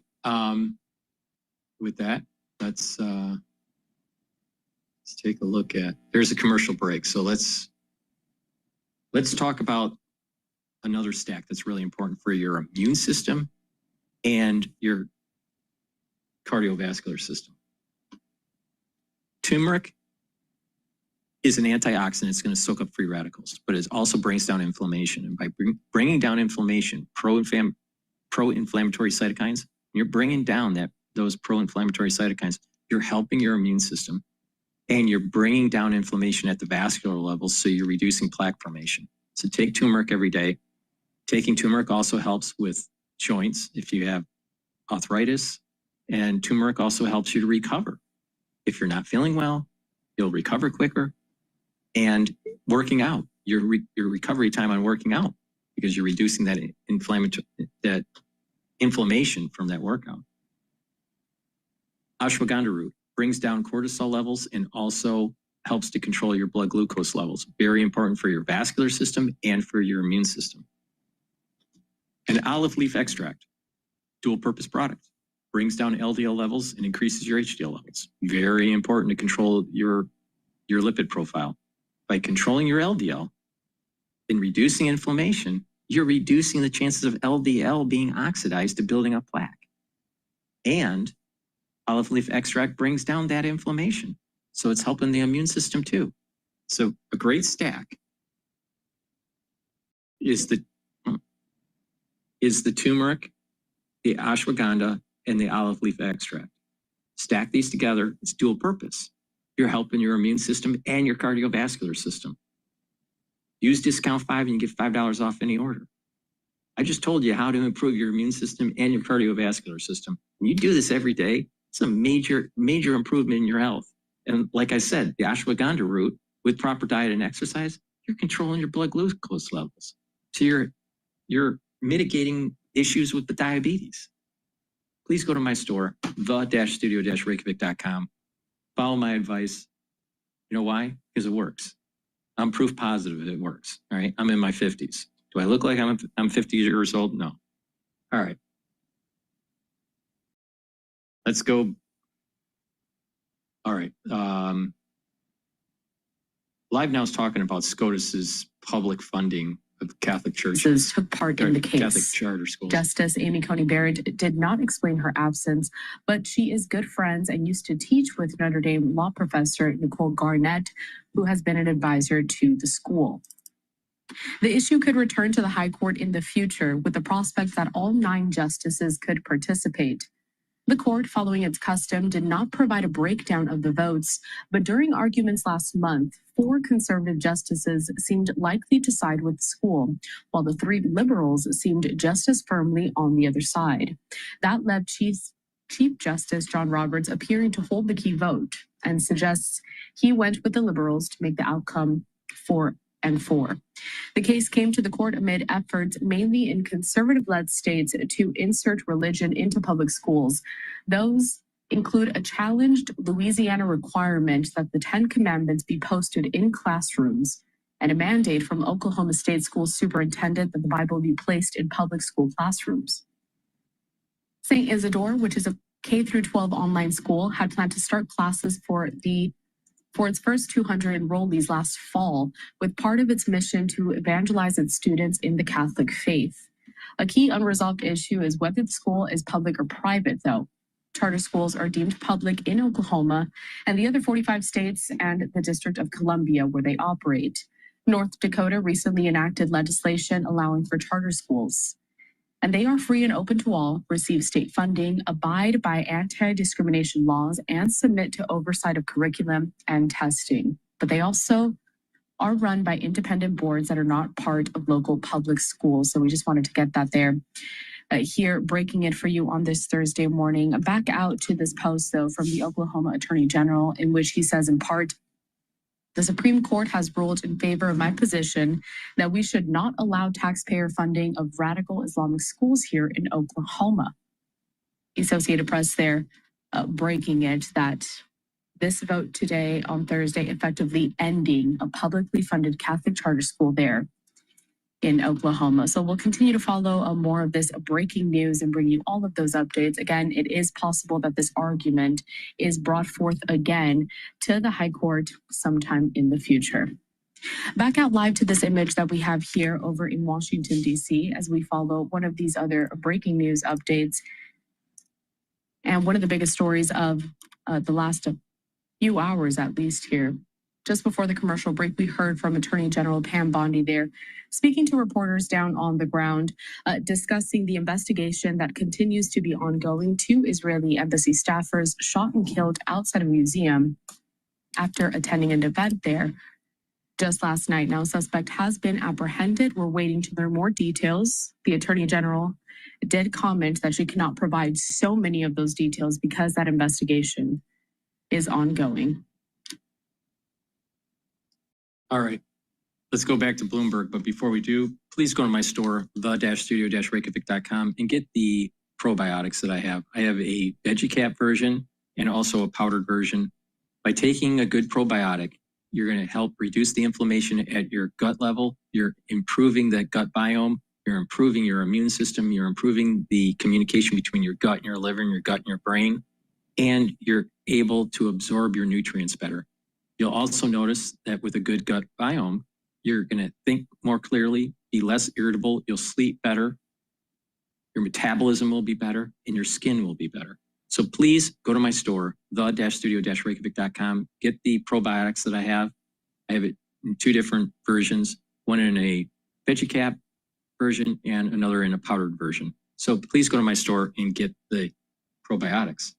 Another very important foundational supplement, not just the probiotics, which is foundational, is the multivitamin. Multivitamin is an easy to digest multivitamin, and these multivitamins are cofactors for enzymatic activity. So when you have the proper multivitamins, your cells are going to perform better because the enzymes that are in the cell are going to have the right conformation to perform their function. If you don't have the right concentration of these multivitamins, you're going to have subpar cellular metabolism. So it's really important to take a good multivitamin. This one's easy to digest. It has everything that you need to build that foundation. and have that enzymatic activity. Now, it's important as a foundation to take a multivitamin and a probiotic, and then build off of that. You can add stuff to it, olive leaf extract or clarity factor, or magnesium and zinc. However you want to target it, but you need a foundation, and a good foundation is a probiotic and a multivitamin. Another great stack, like I mentioned, is the core protocol. Max 35, C60, lignans, turmeric, ashwagandha, and the Boomer Boost. That's a pretty powerful stack. And then you add in the multivitamin and the probiotic. So you can customize on my store, but you can also take a look at the anti-aging boxes and the longevity boxes that I've curated at different price points to target certain systems, like the cardiovascular box that I have, longevity cardiovascular box. Or I also have skincare box, right? So you can target all these different systems, but you can customize too. So please go to my store, the-studio-reykjavik.com. Get the supplements, stack them appropriately. It's a holistic approach to slow down the aging process, to have more longevity. You're targeting different systems to improve, like your immune system, your cardiovascular system, your neural system, your GI tract. These are all very important for your overall health. So please go to my store, the-studio-reykjavik.com. Use discount 5, and you get $5 off any order.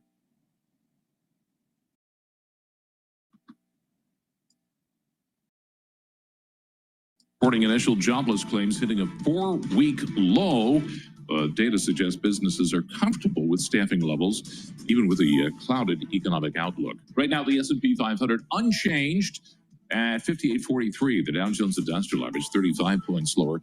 The Nasdaq 100, that is up 86 points, and that is a rise of 0.4%. Look who's making a comeback. Booksellers, the small independent booksellers. Yeah, believe it or not. Well, I'll give you a comparison. In 2016, there were 1,200 members in the American Booksellers Association trade group. Now, the ABA is saying they have over 2,800 members at 3,281 locations, and more than 200 of these bookstores are in the process of opening. Cool. And it has to have a little niche. Like you have to have, like there's one that the AP talked to where she just sells books that have been banned by various school boards. Well, there used to be one on the Upper West Side called Murder Inc. I think it's actually, no, I think it left. It was right on the corner. I mean, it was this little tiny thing, and you could go in, and the person who owned it knew everything about murder books. Oh, it's great. And then you would go to, or Shakespeare, and then you go next door to Barnes & Noble. I'm like, what? And then go to Eeyores across. Yeah, oh well. Anyway, we check the markets for you all day long, right here on Bloomberg Radio. I'm John Tucker. It's your Bloomberg Business Flash, Alex and Paul. All right, John Tucker, thank you so much. We appreciate that. Alex Steele, Paul Sweeney, live here in our Bloomberg Interactive Broker Studio, streaming live on YouTube and also on the Smart TV. You find that under Bloomberg Originals is kind of where we are. Let's take a look at some of the stocks on the move today. I'm Paul Sweeney along with Alex Steele. We're joined by Bloomberg's Natalia Kenijevic. What are you looking at here, Natalia? Let's start with Sunrun. The stock is down by 40% at one moment today. It was solar energy. Exactly. So at one point it was down as much as 42%, the most ever. Analysts downgraded the stock. Of course, it all comes as new House Republicans version of this tax and spending bill aims to end incentives on clean electricity production. Now, clean electricity tax credits for sources including wind and solar could end starting in 2022. This is earlier than planned. And also the bill would require those projects to begin construction within 60 days of the legislation becoming a law. Initially, the version offered those tax credits to exist until 2032. To Bloomberg Intelligence, this is basically can disincentivize those solar producers, renewable energy producers, just to invest in that industry because it could drop below the threshold, which could stimulate. Yeah, it's not great. It's definitely not good for these guys. What else are you looking at? I'm watching healthcare industry. Hims and Hers Health shares. The stock is down by 5%. This is a telehealth company platform that sells obesity drugs. Early, it was down by as much as 11%. So people used to go to telehealth companies to buy cheaper compounded versions of this brand versus branded drugs, obesity drugs, right? Because insurance typically doesn't cover that. Now, Cigna, which is an insurance company which works with Eli Lilly and Novo Nordisk, wants to cover how much people typically pay out of the pocket, which could be about $200 per month, and that could be really attractive for some consumers. And as a result, we do see the stock of Hims and Hers. The reality of the situation is that if you lived a healthy lifestyle, you reduce the chances of being on these drugs. The whole point, it's the whole point of my protocol. So you can pick your path, pharmacopoeia or taking charge of your own health. Most diseases in the United States, most chronic problems that we are seeing in the United States is self-induced that can be corrected by changing a lifestyle. And outlook leaves some room for a positive surprise. But at the same time, some analysts were really disappointed that there is no absence of guidance bump, considering that results came above expectations. It's down by 8% today. All right, Natalia, thanks a lot. We super appreciate it. Natalia Knežević joining us from Bloomberg. For more conversations just like this, subscribe to our new Stock Movers reports. Listen for 5-minute audio reports on the biggest winners and losers in the stock market. Subscribe to Stock Movers on Apple Podcasts, Spotify, or anywhere else that you listen. All right. What are we doing? Let's go to Ira Jersey, because I want to talk about rates moving out. So, thank you. Again, the 30-year Treasury kind of jumps out at you here. We're up north of we're at 5.11%. That really gets your attention. It's been a while since we've been at these levels. Ira Jersey, he's to blame. He's the chief U.S. interest rate strategist for Bloomberg Intelligence. Ira, I mean, we don't talk much about the 30-year bond. We kind of peg everything to the 10-year, but I don't know, something well north of 5%, that gets people's attention. And I know rates around the world are soaring. Are people actually starting to pay attention to deficits and things like that? Yeah, it's a big part of it for when you think about the fiscal situation, not only here in the U.S., but globally. I think there is some concern that there's going to be a lot more supply of sovereign debt, whether it's in Japan effectively with the Bank of Japan not buying the long end as much and ending its yield curve control policy that it had for the last few years. And then you think about places like Germany and some other very highly rated sovereigns maybe issuing a lot of debt in order to fund things like defense spending programs, thanks to some of the policies that President Trump's trying to get more burden sharing from those countries. So all of these things together, I think, have really have really caused investors to rethink what the shape of the yield curve should be, with the long end needing to be much higher. But do keep in mind the yield high, we haven't yet breached it. The yield high for this cycle is 5.17% that we hit back in late 2023. Not quite there, but getting awfully close. Well, I was going to say, so we're at 5.1. I'm actually a little surprised that we're not even higher. And I appreciate we've had a chunky move yesterday. But do you think we actually breached that high, or is this like really the top here? No, we're going to breach it. Yeah, so these are interesting levels for a lot of investors, particularly those at what we call liability-driven investors. So these are particularly life insurance companies, and in some cases, some pension funds, and others in terms of what we call vol sellers, so things like variable annuity accounts and the like. And when you reach these type of 5%, 5.25% level, it really fits a lot of mandates and people who need to book yields that are very long duration and meet those kind of actuarial requirements. So I do suspect that we'll see some nibbling here. Now, I think that we need another headline, another bit of either bad news on the deficit or maybe a slowdown in the economy that people worry that we're going to have even higher deficits than we currently project.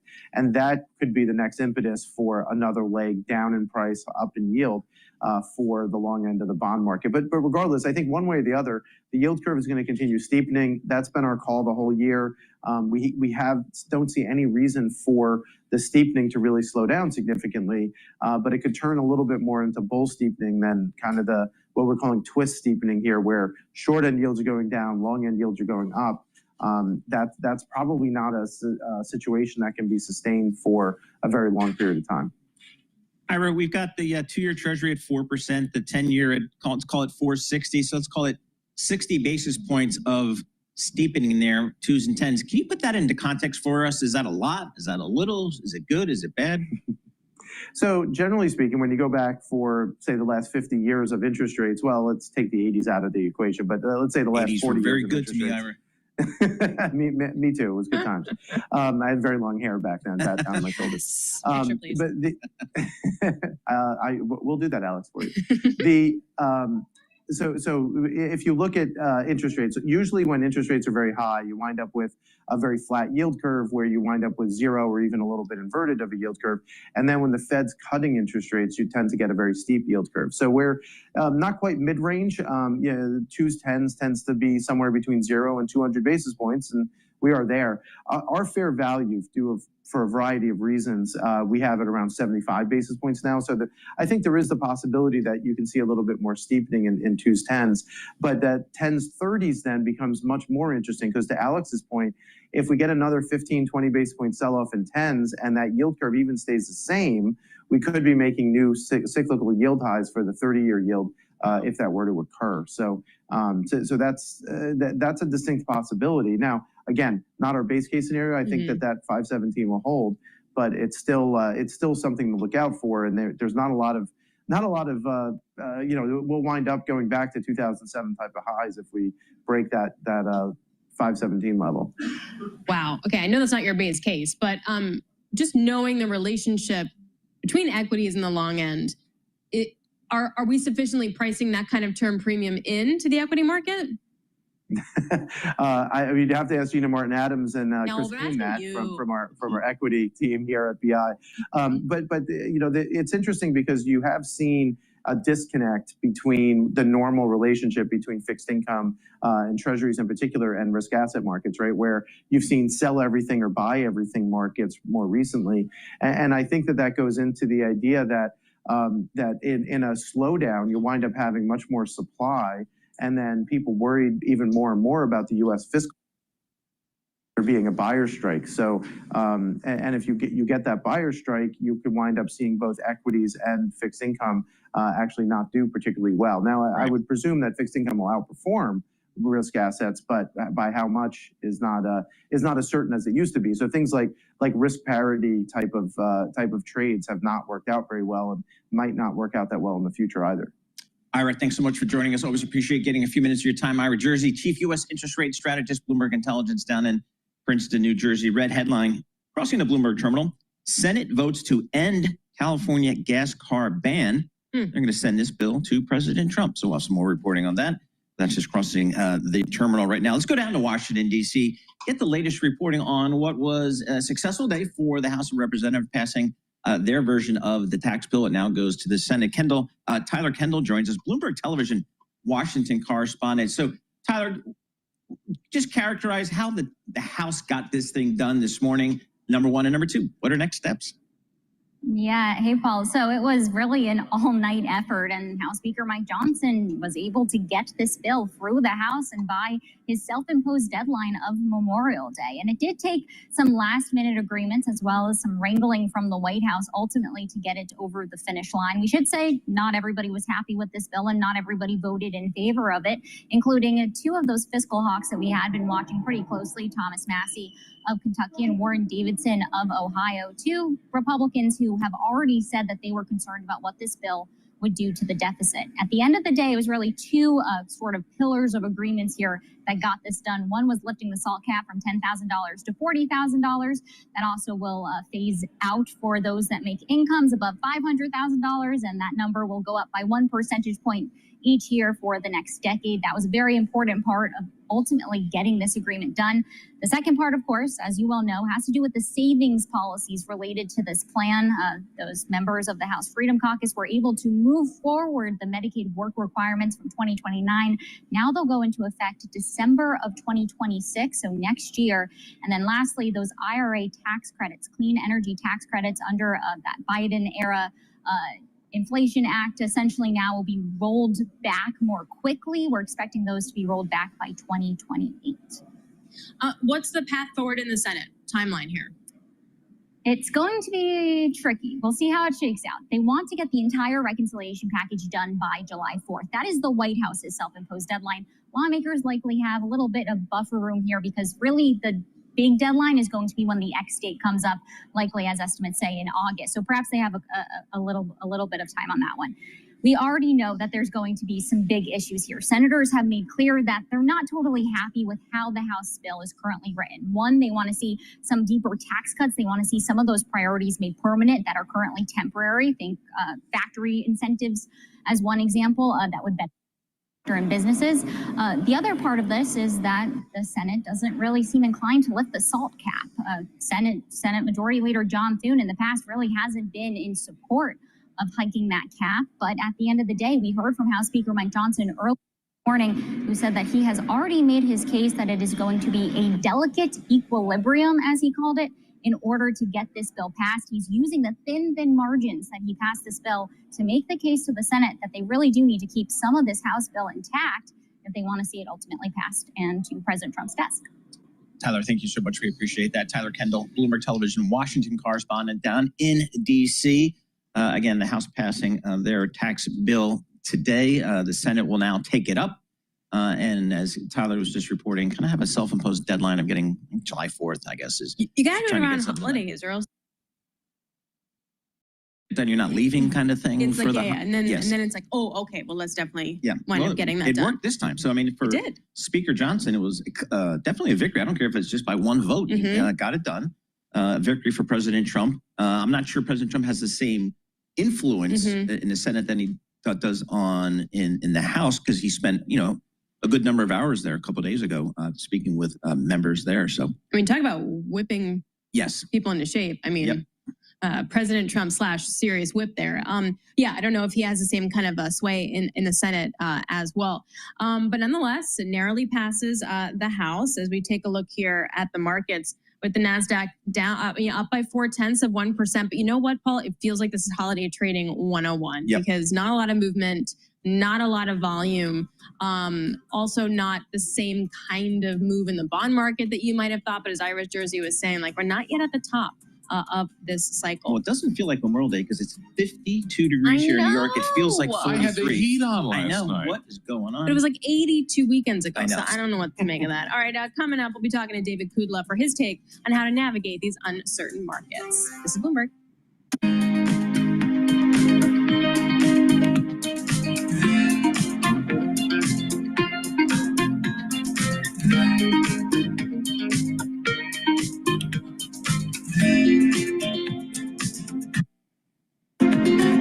All right, I'm going to go to CNBC. They were talking about OpenAI and this deal with Ives. I think it was a $6.4 billion deal that happened yesterday.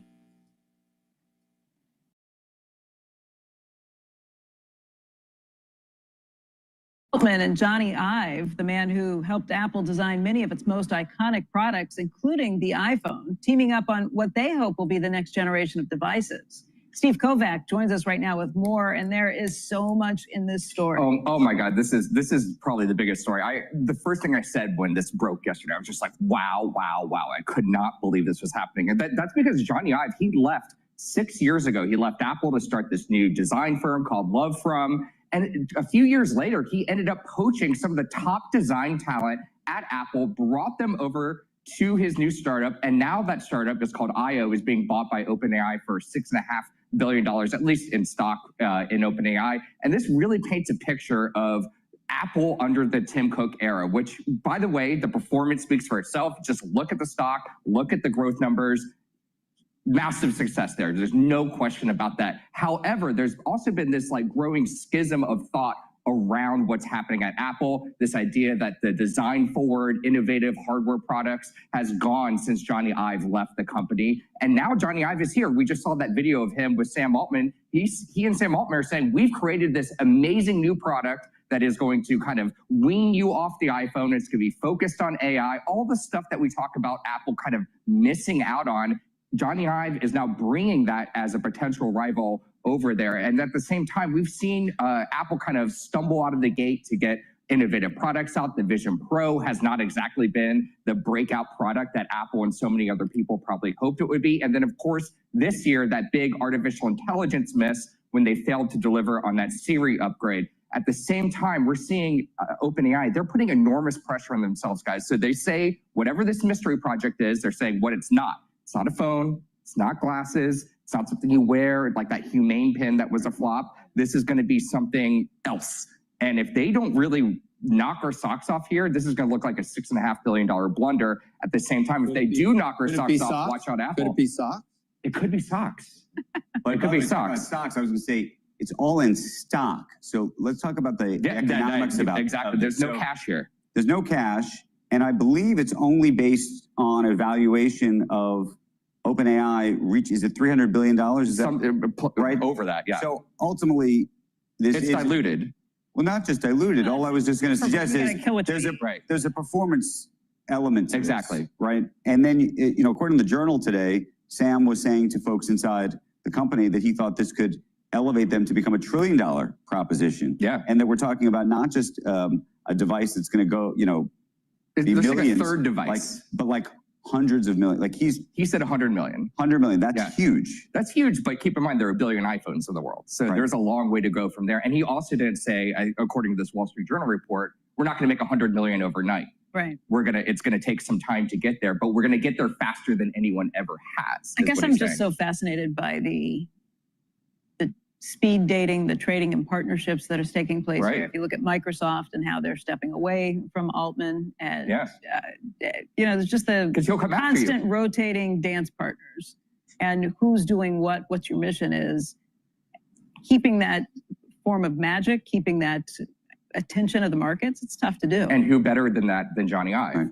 And keep in mind when he left the company, it was a brain drain within the design group because again, he brought over two very top executives, Evans Hankey, his successor over there at Apple, brought her into this, and he named them by name. In that video that we were just watching yesterday, he said, "We came up with it. We've kind of cracked the code to what an AI device should look like." So why did he leave? Why not do that within Apple? There are so many rumors about this. There's a really good book about this by Trip Mickle over at the New York Times, kind of talking about this schism between the Johnny Ive school of thought, design forward Steve Jobs school of thought, and the operations focused Tim Cook, which again, massively successful, right? I still need to know what it is. And if it's some implantable thing, what difference does it make what kind of design it is? Exactly. But can you imagine if this thing is a flop? How embarrassing that would be? think. But how much of it is, the one thing I was going to suggest that I was fascinated by was, if you watch the video, the design aesthetic, even of the video, is going to change the aesthetic and the feeling of ChatGPT and OpenAI. Meaning, part of what I think Johnny and his brilliance is this sort of sense of humanity that he actually brought to Apple, that the devices felt human in a way they didn't feel technical. When you see a Google device, for example, or back in the day you saw a Sony device or whatever, it felt like some kind of electronic thing. Is it going to be a robot? Like it doesn't sound like, it sounds like something more personal. That's at least what they're saying. And by the way, but I think he's going to do that to the entire company, and that's the bigger point. Because Love From, which is kind of separate from this IO company is going to be the design leader for all of OpenAI. I read that as even. But you could feel it in the video. It was like it's a feeling, it's a vibe, and that's very hard to capture. And it's very clear he sees Sam Altman as a Steve Jobs type of figure, where he did not see that with whatever he saw going on at Apple. There's a reason he got out of there. Very interesting. We'll see what happens. But if they crack the code, then most likely Apple will take whatever Ive's created and they'll make it even better. So I think still Apple has the better platform to move forward with AI, but they are behind the eight ball for sure. Or the-studio-reykjavik.com. get the magnesium and zinc. This will help to boost up your immune system and help with your brain function. Magnesium is extremely important for brain function, and magnesium helps the efficacy of D3. So take the magnesium and zinc every day and stack it with the vitamin C. You can take the vitamin C and magnesium separately, but the vitamin C and magnesium with the magnesium and zinc is a great stack to boost up that immune system, help with the brain function, and the vitamin C also helps with your skin. So please go to my store, the-studio-reykjavik.com, and get the stack. Vitamin C and magnesium and the magnesium and zinc. Take them together, drink them with filtered water. Also, I have a great product that's dual purpose, and that is the structural nanosilver gels. The structural nanosilver gel in the tube form or in the quick dispenser, you can use it as an aftershave. You can use it to help heal a wound, like a cut, an abrasion, minor burn. It'll help to heal it quicker. You can use it as a daily skincare. Put it on your skin every day and then exfoliate later in the day. Great way to do it is to put it on at night and then exfoliate in the morning. If you're not feeling well or someone around you is not feeling well, put it on your hands, around your mouth, around your nose, around your eyes, around your ears, lightly coat your nostrils. It'll stay active for 5.5 hours and neutralize. So please go to my store, the-studio-reykjavik.com, get the structural nanosilver gel, be prepared. You never know when you need it. And just a little side note, if you're in an area that has poor air quality, lightly coat your nostrils with this and you'll be able to collect those particles and reduce that irritation that may be taking place. So that's what I did when there was the fire that was going on in New Jersey and there was very poor air quality a few weeks ago in New York.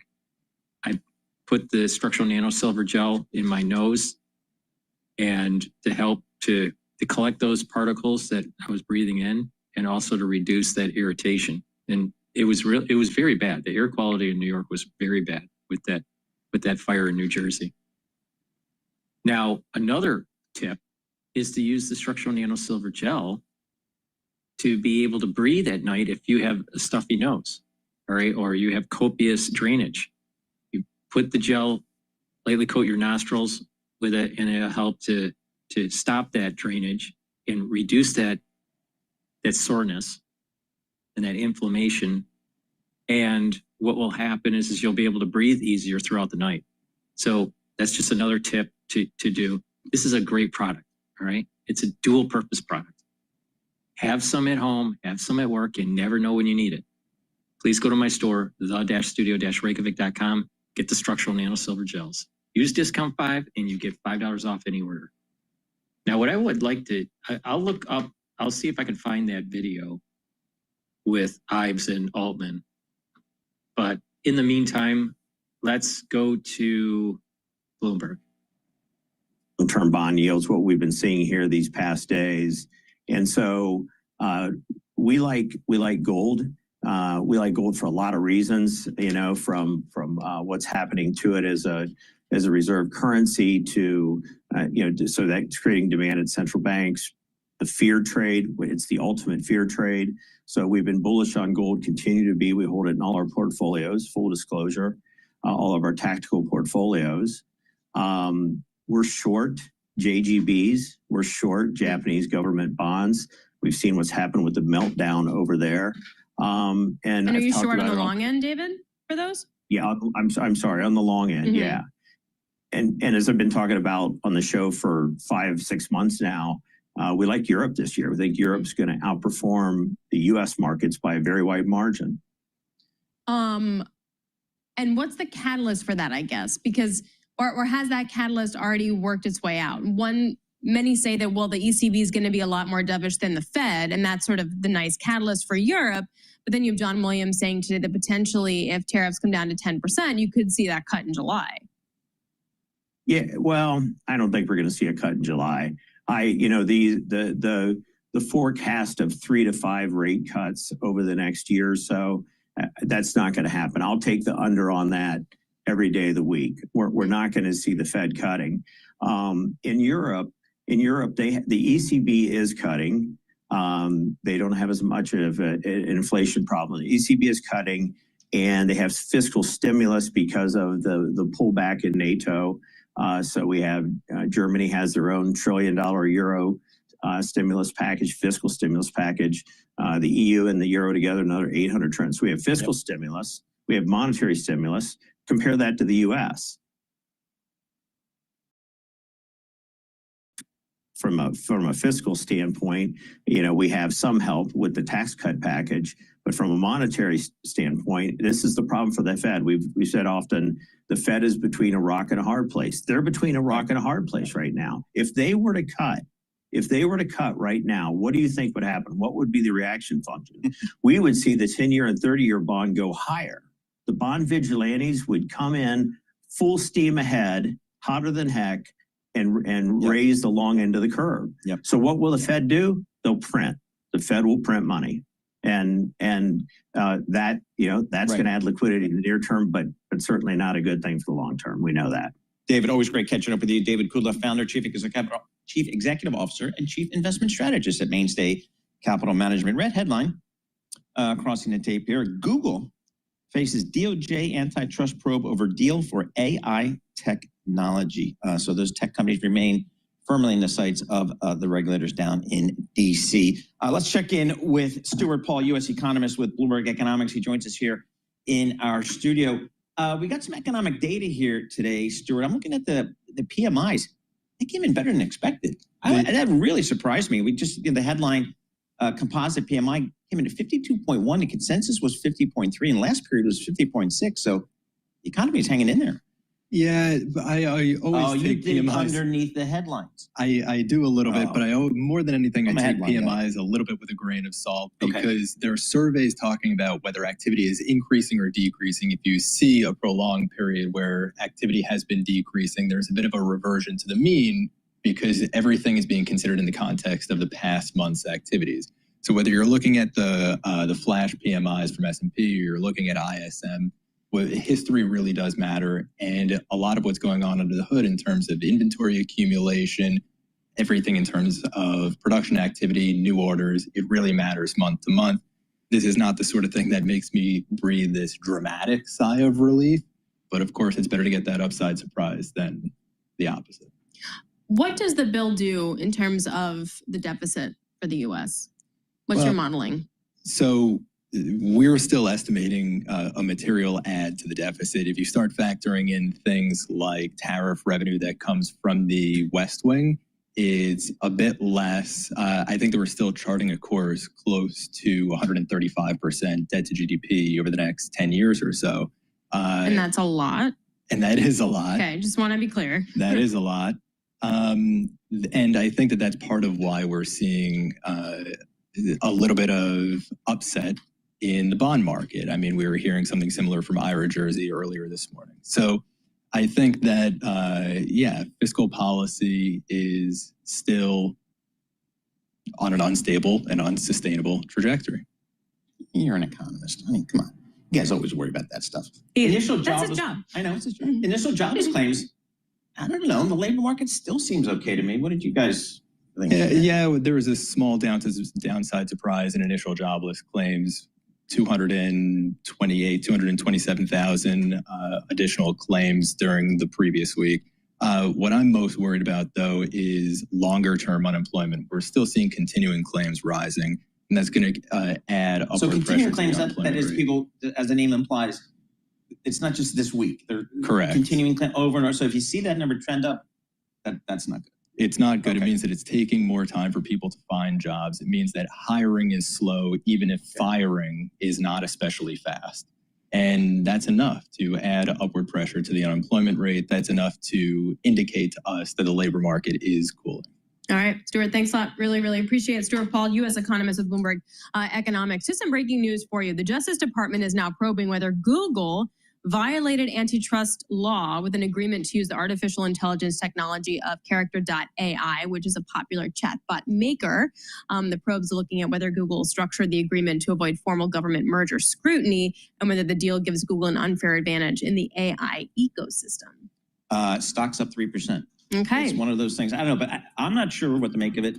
But I know somebody who does. And that is? Mandeep Singh Intelligence. So he's going to. All right, we're gonna listen to the video that Ives and Sam Altman produced talking about this merger.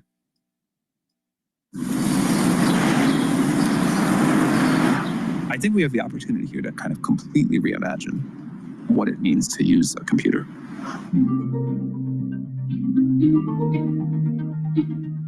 Sam is a rare visionary. He shoulders incredible responsibility, but his curiosity, his humility remain utterly inspiring. Johnny is the deepest thinker of anyone I've ever met. What that leads him to be able to come up with is unmatched.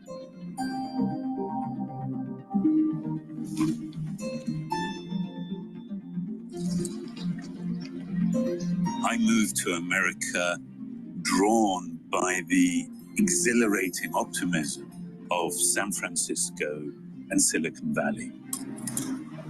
We are sitting at the beginning of what I believe will be the greatest technological revolution of our lifetimes. I have a growing sense that everything I've learned over the last 30 years has led me to this place and to this moment.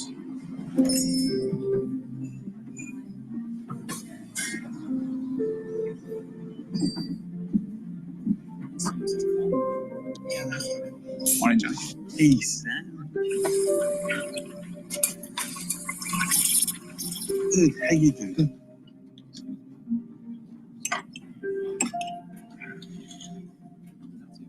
So what is this announcement we're talking about? 2 years ago, John and I started talking about what the future of AI and new kinds of computers was going to look like. I was running OpenAI. Johnny's running a design firm called LoveFrom that had established itself as really the, I think, densest collection of talent that I've ever heard of in one place and probably has ever existed in the world. And it became very quickly apparent to both of us that we needed a third company. A year ago, I founded IO with Scott Cannon, Evans Hankey, and Tang Tan, who are the most extraordinary engineers. They have built a team of remarkable subject matter experts that range from hardware and software engineering, physicists, researchers, product manufacturing experts. And so IO is merging with OpenAI.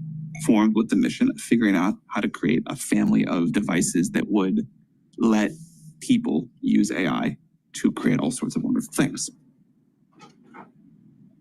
The first one we've been working on, I think, has just completely captured our imagination. You know, Johnny called one day and said, "This is the best work our team has ever done." Yeah. I mean, Johnny did the iPhone. Johnny did the MacBook Pro. I mean, these are like the defining ways people use technology. It's hard to beat those things. Those are really wonderful. Johnny recently gave me one of the prototypes of the device for the first time to take home, and I've been able to live with it. And I think it is the coolest piece of technology that the world will have ever seen. The products that we're using to deliver and connect us to unimaginable technology, they're decades old. Yeah. And so it's just common sense to at least think, surely there's something beyond these legacy products. We have like magic intelligence in the cloud. If I wanted to ask ChatGPT something right now about something we had talked about earlier, think about what would happen. I would like reach down, I would get on my laptop, I'd open it up, I'd launch a web browser, I'd start typing, and I'd have to like explain that thing. I would hit enter and I would wait and I would get a response. It sounds that he's taking some sort of wearable Siri device or Alexa device and that there's going to be a voice recognition chat GPT capability. That's what it sounds like. And it's something wearable. And that is at the limit of what the current tool of a laptop can do. But I think this technology deserves something much better. So how did it all begin? So my son Charlie was the first person in the family to use ChatGPT, and he said, "You've got to meet Sam." I met Johnny's family relatively quickly after meeting Johnny, and they were sort of just like, it was an impossibly lovely family. And I was just thinking what a privilege it is to really connect with somebody new, and it hasn't happened in a long time. And the reason I think that it happened is we had both a very strong shared vision. We maybe didn't know exactly where we were going to go, but like the direction of the force vector felt clear. And then this like deeply shared sense of values about what technology should be, when technology's been really good, when it's gone wrong. I mean, that was in a way one of the basis, I think, for one of the reasons Sam and I clicked was, despite our wonderfully different journeys to this point, our motivations and values are completely the same. In my experience, if you're trying to have a sense of where you are going to end up, you shouldn't look at the technology. You should look at the people who are making the decisions. And you should look at what drives, motivates, and look at values. San Francisco has been like a mythical place in American history, and maybe in world history in some sense. It is the city that I most associate with the sort of leading edge of culture and technology. This city has enabled and been the place of the creation of so much. The fact that all of those things happen in the Bay Area and not anywhere else on this gigantic planet we live on, I think is really not an accident. There's a lot of like weird, quirky details about geography that I think matter, that the way the city is set up. You know, I mean, the absurd hills, why you would choose to actually put so much energy into building on this topography is insane. I think there's something about San Francisco. You don't get to pick and choose freedom. Either you have like, you let creative freedom be expressed in all of its weirdness, or you don't. I feel I owe this city such an enormous debt of gratitude. I want this to be democratized. I want everybody to have it. I don't want it to be the tiny percentage of the population that figures out how to use bad tools and is really smart. I want anybody to say, hey, I have this idea and make it happen. The responsibility that Sam bears is honestly beyond my comprehension. I have a sense of some of it. But I see him, and I have seen him over the last 2 years, shoulder that responsibility. I mean, late into the night. But what really struck me is what he's worrying about is not himself, and it's not his company. What I see you worrying about are other people, are about customers, about society, about culture. And to me, that tells me everything I want to know about someone.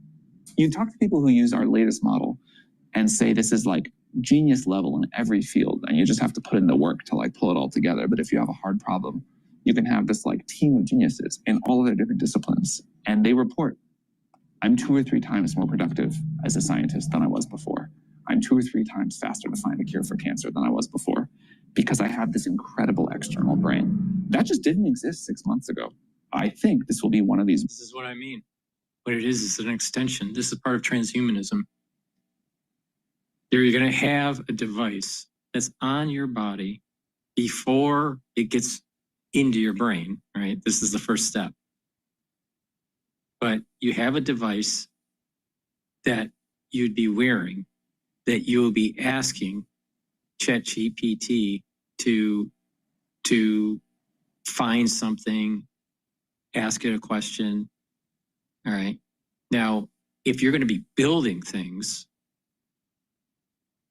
like apps or code or a website or even doing research, you're not going to be doing it on the wearable. You're going to be doing it on a desktop or a laptop or a mobile or like or an iPad, maybe even an iPhone in limited sense.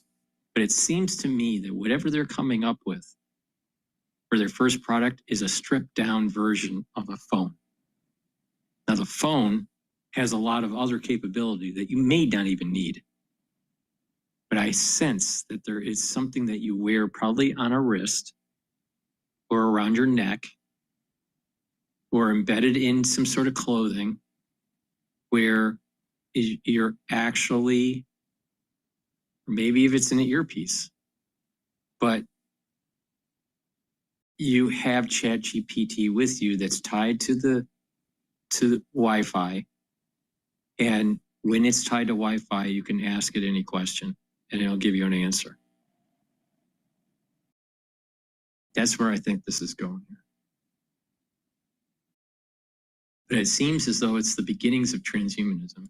Moments of just an absolute embarrassment of riches of what people go create for collective society. I am absolutely certain that we are literally on the brink of a new generation of technology that can make us our better selves.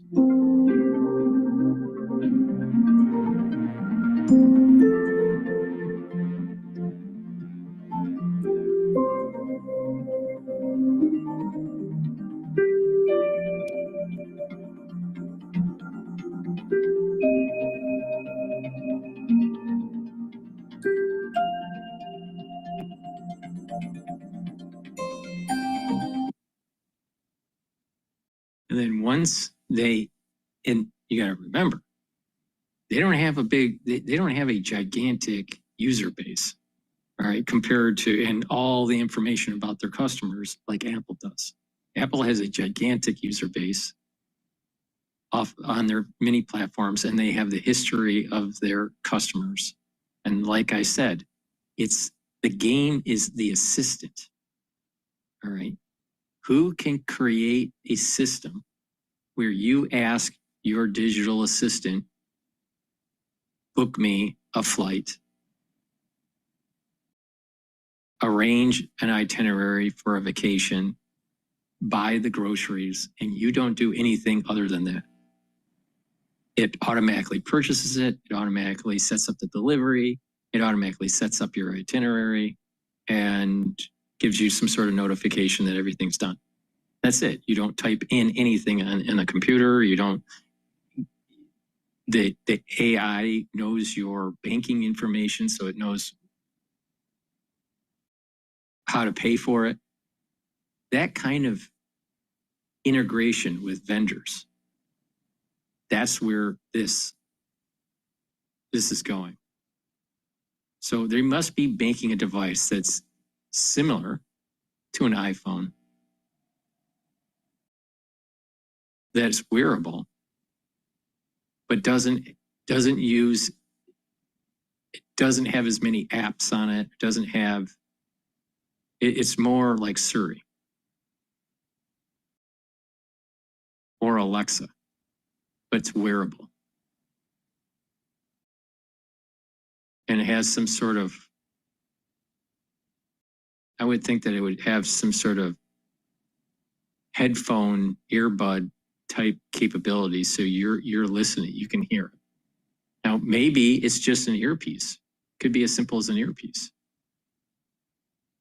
But once this device does get released next year, Apple will be able to get a clear direction on where their designs and their push in AI will take place. See, I've been thinking, like, Apple TV, if they created a AI device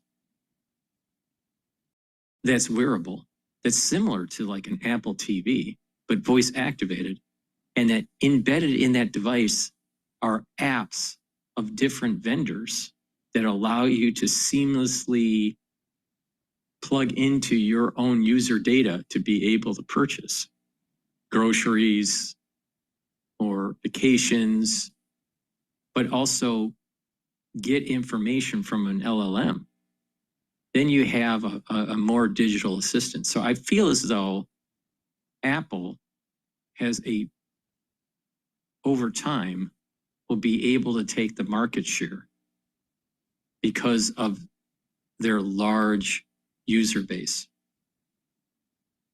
and the integration of their different devices.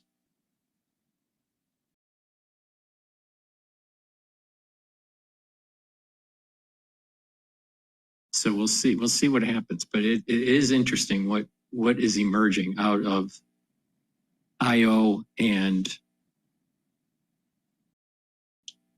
OpenAI.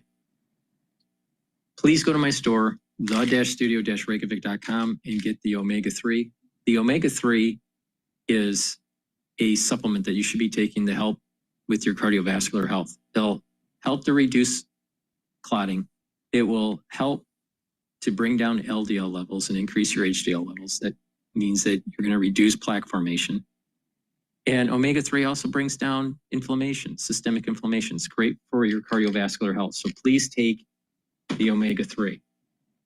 And if you're 40 years of age or older, you need to start taking vitamin B complex. Why? The first 4 B vitamins helps with your mitochondrial health, and it'll help to boost up those energy levels. Very important for you.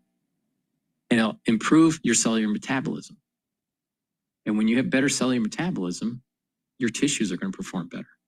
And vitamin B12 is very beneficial for neural health. So please take vitamin B complex, help with your neurons and your cellular metabolism and your energy levels, and stack it with omega-3. It's a great stack. You're helping your neural health and you're helping with your cardiovascular health. So please go to my store, the-studio-reykjavik.com, use discount 5, and you get $5 off any order. Click the link in the description of this video and all my videos to get to my website, the-studio-reykjavik.com. It looks like there's going to be an update about the Israeli embassy staffers being killed in DC soon here. So we'll wait on that. So while we're waiting on that, maybe we can do another video here. The bond market is concerned about tax bill increasing the deficit. So let's go to CNBC. Imagine making $453,000 in a single month as an affiliate marketer without. It's great to have you. And as far as bond market goes, what sort of signals are you guys picking up that might be relevant for investors in all assets? You know, it's interesting. We've been talking together all year about market volatility, and we've been talking it specifically in the equity markets. And now we're seeing it play out in the bond market. And the cause of the volatility is the same for both markets. It's uncertainty. So what I found interesting after the close yesterday is, can you believe the S&P is flat year to date? I mean, it doesn't really feel like it's been a flat equity market to me year to date. We've been whiplashed and chainsawed and roller coastered, and that's all around uncertainty. And we're seeing that play out now in the bond market, and that's specifically around the tax bill, right? Uncertainty about what it's going to look like, Carl, as you just said, after an overnight session, the bill was passed in the House, and now it's going to go to the Congress. But there's still going to be a lot of backdoor negotiations, and what is ultimately passed is not what it was that was passed this morning. But we look to the bond market is the grown-up in the room. And what the bond market is concerned about is this tax bill going to increase our deficit? We need fiscal responsibility. We need to make sure that if it's short-term tax cuts to offset short-term spending cuts, that will be okay and probably viewed positively. If it's anything permanent that's going to contribute to our deficit, that's going to be viewed as a negative. And we're just going to have to see what comes out, whether it's July 4th or whatever the drop dead date is. But to your point, so bond market is acting, I mean, yippee is now the word, because that's what President Trump used after Liberation Day. But the stock market has held in mostly okay. I mean, we had that big sell-off. The stock market's up 17.5%. So do you think it's overdone? Close. Well, it came back yesterday, 2%. It was 19.5% before yesterday. And we need to take a pause on the recovery. And again, try to find some clarity. Try to find some clarity on tariffs. Now we're going to need some clarity on the tax bill. The whole first 100+ days in office has been about a little bit of push and pull. We announced tariffs, the market sells off. We announced the 90-day pause, the market has a huge recovery.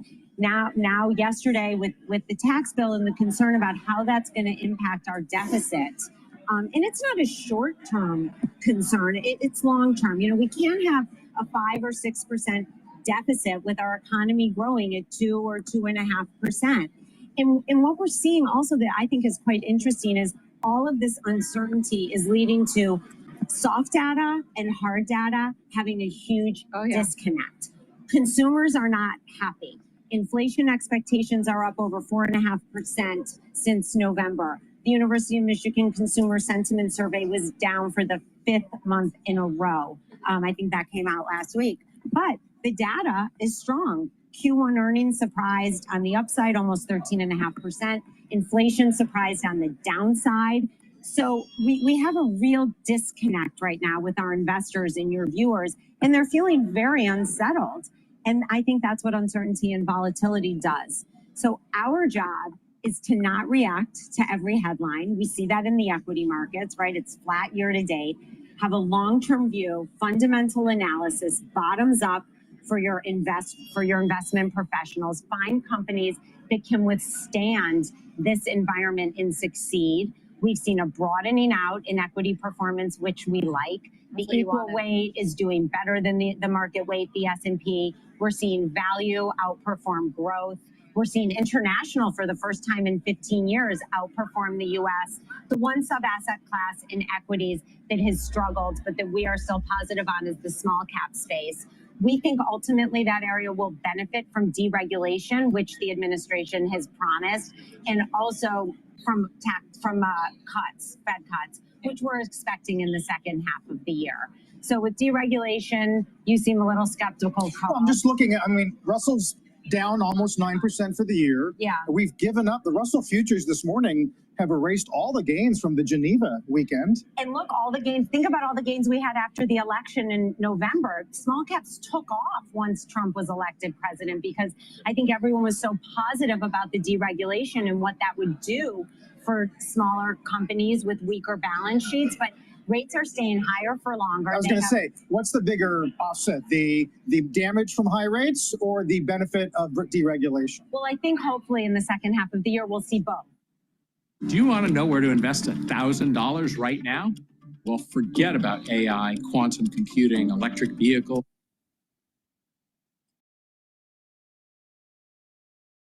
Please go to my store, the-studio-reykjavik.com, and get the structural nano silver toothpaste. This has no fluoride. It will whiten your teeth, freshen your breath, reduce inflammation at the gum line, improve your gum health, neutralize the pathogens that create plaque. Please go to my store, the-studio-reykjavik.com. Get this toothpaste. It is a very high quality toothpaste. There's nothing that you can buy that will be better than this. Please go to my store, the-studio-reykjavik.com. Get this toothpaste, get a few tubes of it for your household, and use it every day. Good oral hygiene is going to help improve not just your oral cavity in your teeth, but also your cardiovascular health and your valvular health. Very important. Also, go to my store, the-studio-reykjavik.com, and get the Good Night Formula. This Good Night Formula is going to help you get into 3 cycles of REM sleep. And deep sleep, you're going to have deeper, wait, I don't know, someone yelling in the background. I don't know what's going on. So please go to my store, the-studio-reykjavik.com, get the Good Night Formula. This will get you into 3 cycles of REM sleep, deep sleep. You're going to be able to consolidate memory, detoxify your body, and be well rested. So please go to my store, the-studio-reykjavik.com.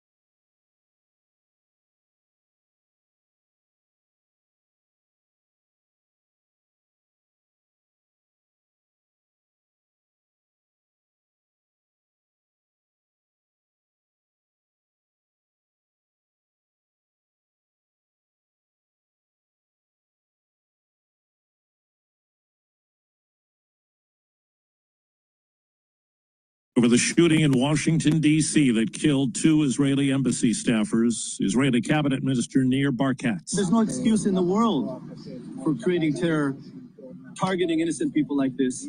The world must wake up and collaborate together against terror and the roots of the terror. The 31-year-old Chicago man who shouted "Free Palestine's" been arrested. Attorney General Pam Bondi. We will follow the facts. We will follow the law.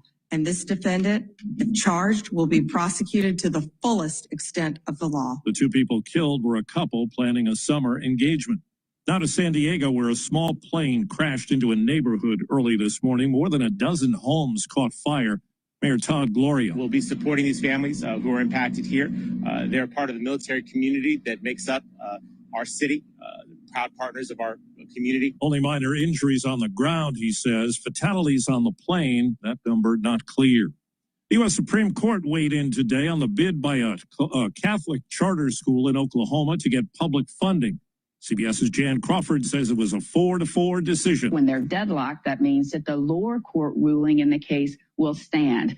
And in this case, it was the Oklahoma Supreme Court, which ruled that taxpayer money could not go to these religious charter schools. So that ruling in Oklahoma will stand. A federal judge has blocked President Trump's executive order to shut down the Department of Education and ordered the agency to reinstate employees who were fired in mass.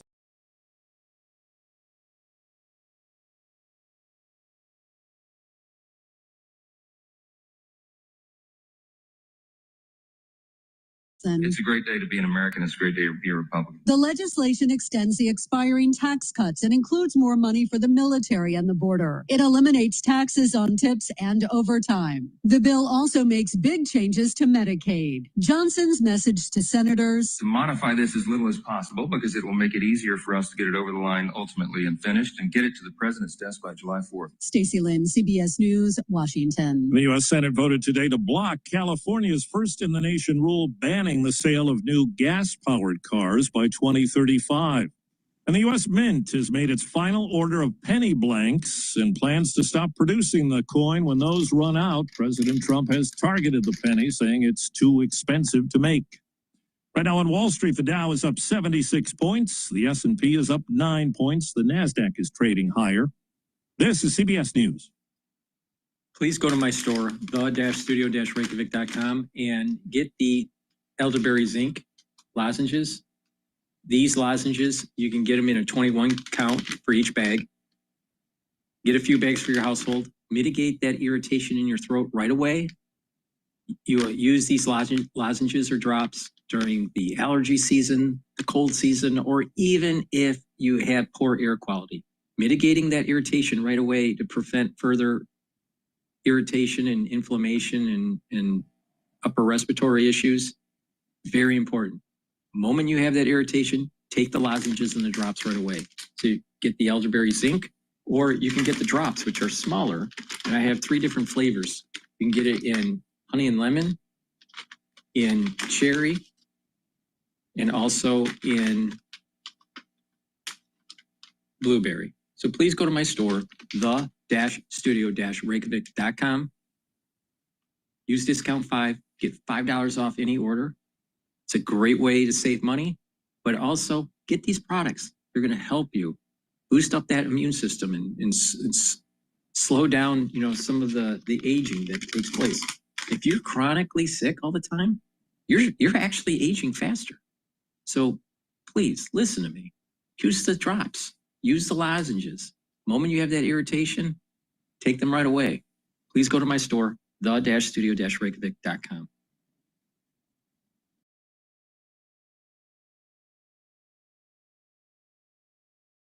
Jail, but now he can get himself out. I would like to give you an honorary Hennepin County Sheriff's Office. The sheriff gifted him a giant key to the jail. Deborah Rodriguez, CBS News. The Chicago Sun-Times and Philadelphia Inquirer have apologized for running a syndicated summer reading list. Turns out the writer used artificial intelligence and non-existent books were on it. Steve Kathan, CBS News. From the world of politics to the world of business, this is Balance of Power.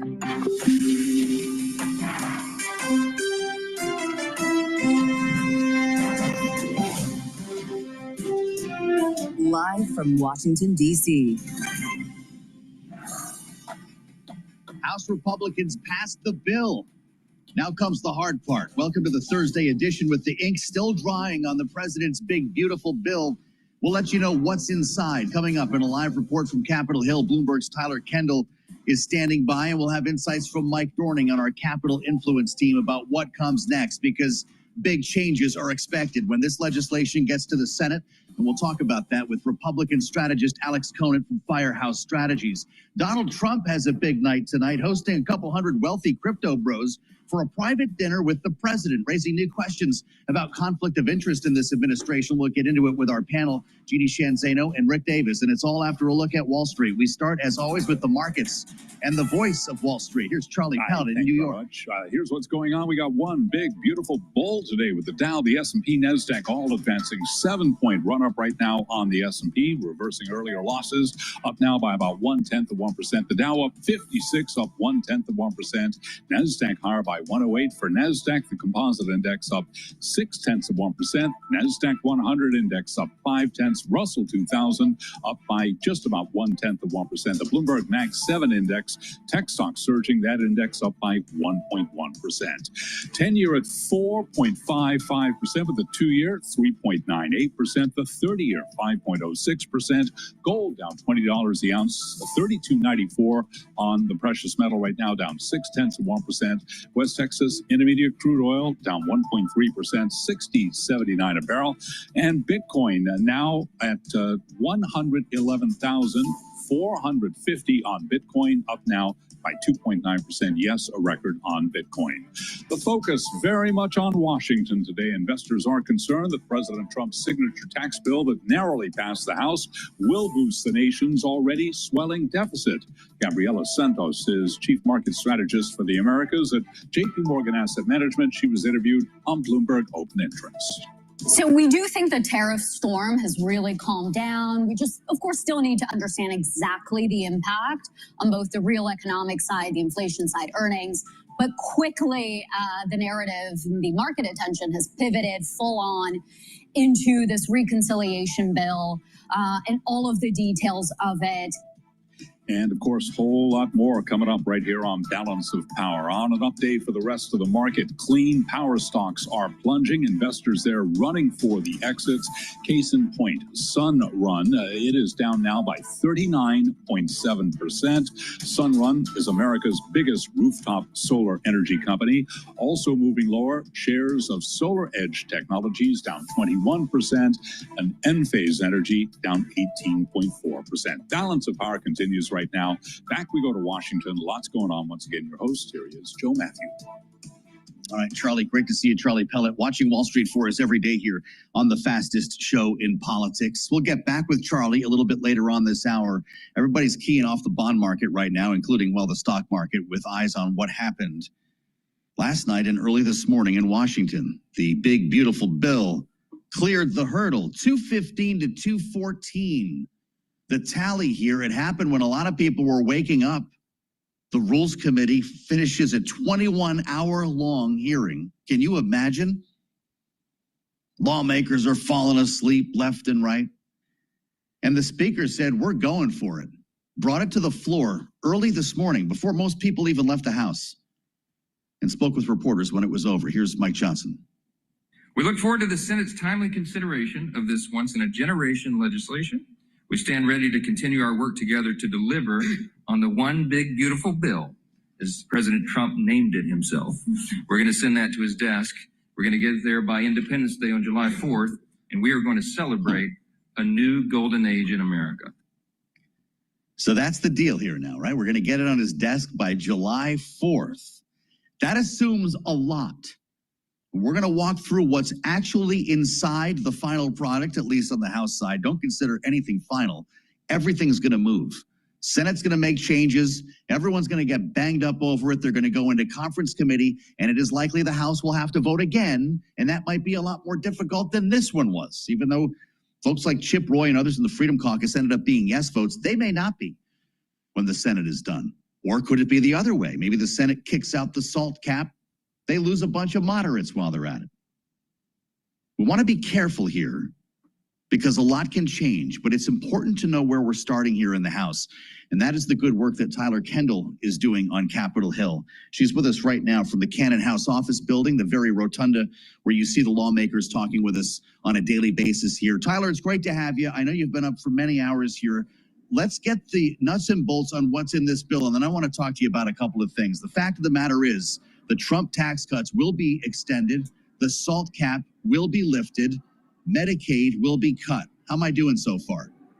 Yep, you got really the big headlines there, Joe. Of course, this will extend the 2017 tax cuts that are set to expire by the end of the year. Also makes good on some of those campaign promises, such as temporarily eliminating taxes on tips and overtime pay. Includes some other sweeteners that we've been following, such as incentives to build factories in the U.S. But at the heart of it were the two latter items that you mentioned. One, lifting that SALT cap from $10,000 to $40,000 to get those Republicans from high tax states like New York, New Jersey, and California on board with this plan. And then the other part was to get those fiscal conservatives that really need to see some deeper savings policies, as they call it, in order to get their vote on board. One, that includes moving forward those work requirements, and they'll start December of 2026. That's next year, of course, up from the 2029 originally proposed timeline. And then the second is speeding up the phase out of those clean energy tax credits under the IRA. Those will start in 2028 now, and also a more expedited timeline here. Now, to be sure, as you said, all this could change, and not everybody is happy with this current plan, but it's ultimately what needed to get done in order for the deal to get over the finish line amid what was heightened pressure from this White House. We heard from Tom Massey, of course, the thorn in the side of Donald Trump at almost every turn here, the Republican from Kentucky who was always a no, remained a no. He said this bill is a debt bomb ticking, Tyler. Congress can do funny math, fantasy math if it wants, but bond investors don't.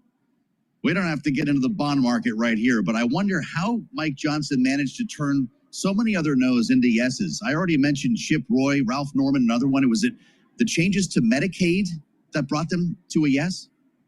Right, and we should also mention that the other no was Warren Davidson, a Republican from Ohio, who also yesterday took to X to highlight the bond market. I can also say that I asked Tim Bitchute, who ended up being a yes earlier this week, whether or not he was watching the bond market.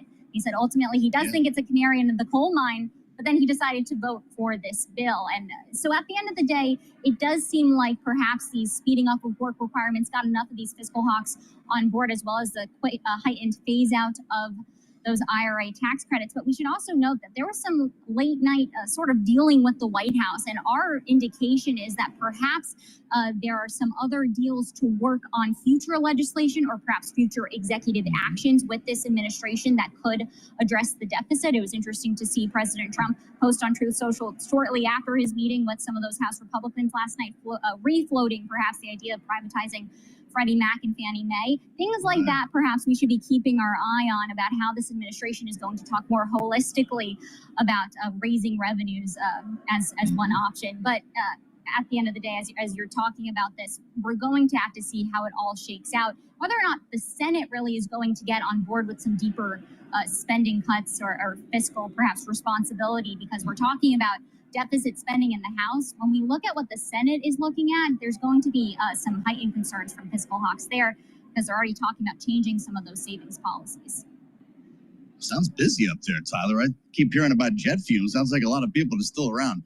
Tyler Kendall is live on Capitol Hill, so you don't have to be. We need her in that rotunda, Tyler. Thank you so much. As we add the voice of Mike Dorning now, we need to talk to a voice of experience now that we've gotten this far. Helps to run our Capitol Influence team here at Bloomberg, Mike Dorning. They actually cleared the hurdle. Mike Johnson says they'll have it on the president's desk by the 4th of July. Does he need to talk to John Thune about that? Well, you know, that's an ambitious goal, but they have kind of created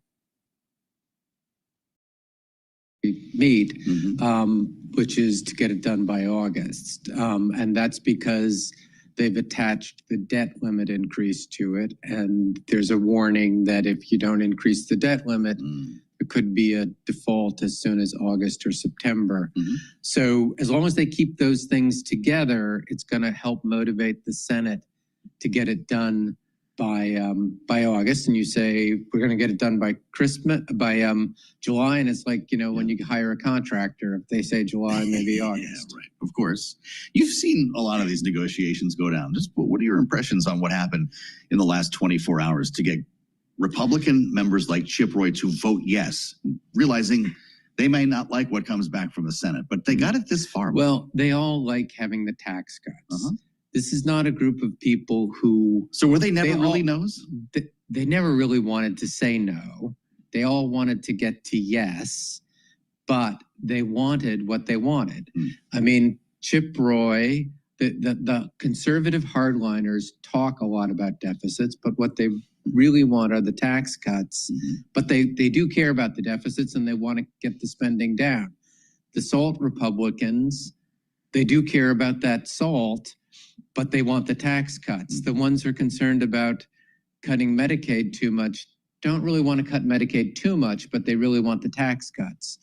And Johnson wants to get it done now. Trump wants to get it done now because God knows, you know, Biden was popular, could get a lot of stuff done early, but then by the end of his first year, it was harder for him. They want to strike while the moment's hot. So the people in the, like Trump and Johnson and Thune, want to get it done now. And those other people they knew that the deadline was the end of the year. So you're kind of, by trying to get it done now, you're trying to make sure they make their concessions now. Hakeem Jeffries says Democrats just won the midterms this morning. Is he right? I think that may or may not be true. Ball. I think he thinks he's got a good story to tell, though, when it comes to Medicaid cuts, doesn't he? I think probably the thing that will matter a lot more for who wins the midterms is what happens to the standard of living of the American people. Is there going to be too much inflation because of tariffs or something else? Are people going to have a bad economy? That will have a lot bigger impact. But, you know, this does give them a talking point, and they can cast this, and they certainly are energetically casting it as, you know, give to the rich, take from the poor. Right, exactly.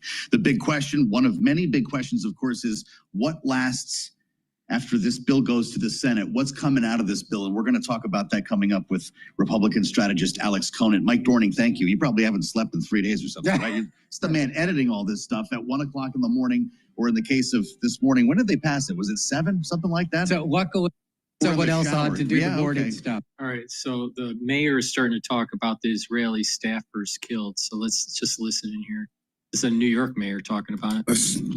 But in response, the NYPD is surging counterterrorism officers and critical response commands out of an overabundance of caution. In addition to deploying heavy weapons teams to Jewish cultural institutions and house of worship, and enhancing coverage to Israeli diplomat facilities, we also did this periodically after the attacks on October 7th. But let me be clear, we are doing this out of an overabundance of caution. Deputy Mayor of Counterintelligence is monitored any chatter, and the police commissioner will be sure to deploy the manpower that's needed to protect sensitive location. In the last year and a half, we watched the hate bleed out onto our streets, onto our college campuses, and now at our cultural events. All right, so we're still waiting for the actual news conference. I believe that's in DC. Please go to my store, the-studio-reykjavik.com, and get the collagen. This is a dual purpose product. This will help with your skin, your hair, your nails, your joints, your cartilage, your musculature, and your bones. So please take the collagen. It's a powder. You get a big scooper in here. Take it every day. You can mix it with soft foods like hummus or yogurt. You can mix it with filtered water or milk, a smoothie, but take it every day. Do resistance training and help with that musculature, your joints and your bones and your skin, your hair, and your nails. Please go to my store and get the collagen. Very high quality product. Another great stack to help with your neurohealth is taking ubiquinol. Ubiquinol is the most bioavailable form of CoQ10 that you can purchase. Ubiquinol is an antioxidant. It's going to soak up free radicals. It's going to help with your mitochondrial health. It's going to boost up those energy levels. And ubiquinol helps with protecting your neurons. You should be taking ubiquinol every day if you're 40 years of age or older. Also, NAD Plus is a great supplement to boost up your NAD Plus levels. NAD Plus will increase your energy, help to repair your DNA damage, and NAD Plus protects your neurons. So stack ubiquinol and NAD Plus together, protect those neurons, increase that neural health. Also stack NAD Plus and ubiquinol with C60 or resveratrol. Those are also great stacks. So please go to my store, the-studio-reykjavik.com, get the supplements, take them the way I'm telling you to, and get healthy. Use discount 5 and you get $5 off any order. And making sure we have the proper law enforcement procedures that are in place. The people of Israel and the people of the United States are resilient. We share an unbreakable bond because of that. May the memories of the victims be a blessing, and I'm praying for their families and their loved ones. My mother used to say, a dark place is not a burial, it's a planting. Let's use this opportunity to build on safety, tolerance, and peace. And let this moment where we sow seeds of peace in our city, in our country, around the globe, let this show the world true evils of anti-Semitism. Make sure it never happens again. And again, I want to thank Reverend Sharpton. Early this morning, probably the first thing that was on his mind was to state that. All right, let's go back to Bloomberg here. By 2.7%, part of a broader tech rally today that's seeing NASDAQ up 0.7%, the NASDAQ 100 index up 0.6, S&P keeping it all in context up 14 now, up 0.2%, Dow Industrials up 84, also higher by about 0.2%. Wall Street is showing signs of stabilization just a day after that Treasury sell-off that shook markets around the globe. The 10-year 4.54%, the 2-year 3.98%, 30-year at 5.05%. Gold now down $17 the ounce. Spot gold down 0.5%, $32.97. West Texas Intermediate crude down 1%, $60.93 a barrel. Bitcoin a record there at 111,440 on Bitcoin, up today by almost 3%.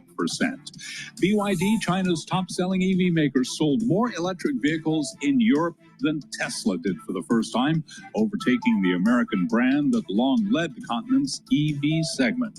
Today, BYD, the ADR is down 0.3%. Tesla shares up 2.4%. Again, recapping, the Dow, the S&P, NASDAQ, they're all higher, and the S&P up by 0.2%. For on-demand news, 24 hours a day, subscribe to Bloomberg News Now, wherever you get your podcasts. And Balance of Power continues. Right now, back we go to Washington. Once again, your host here is Joe Matthew. All right, Charlie, thank you so much. Watching Wall Street for us at World Headquarters in New York, the great Charlie Pellet, the voice of Wall Street and the New York subway, incidentally, which we can talk about another time. I'm Joe Matthew in Washington. It's good to see you here. Just hours after the bill passed the House, 215, 214, the magic number on the big, beautiful bill. The president's happy, and so is the speaker. I can only imagine what John Thune is thinking right now as it now heads next door to the Senate. Interesting, when we do the math, 215, 214, a couple of Republicans missed the vote. Did you hear about this? These were not just any Republicans, by the way. Andrew Garbarino, right, of New York. We've talked about the SALT caucus so much on this program that you know the name by now. Was not only involved in getting the SALT cap lifted, but he was dealing with the clean energy tax credits and was a pretty vocal player in the negotiations here. Didn't show up for the vote.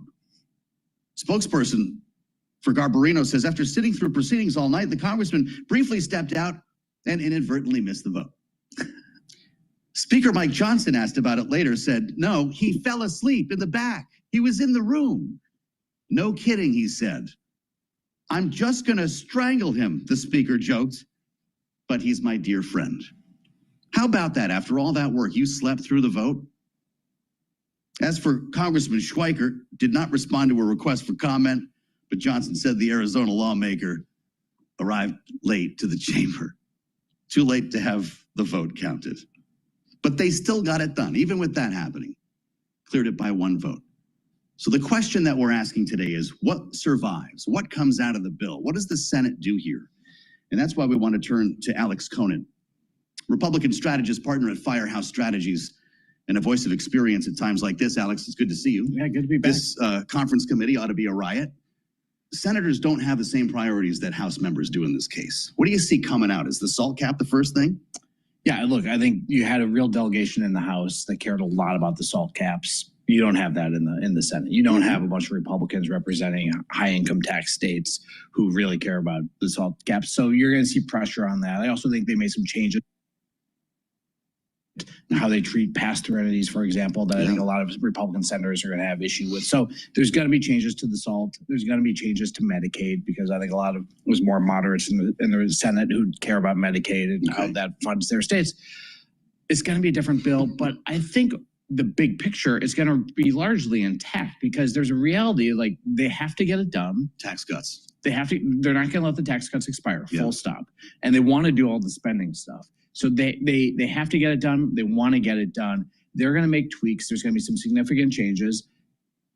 And then there may be a conference committee, as you mentioned, which, I think would be where they can come together, or the House may just take up the Senate bill if it's not, if they can. That would be the cleanest way, and probably what they want to do.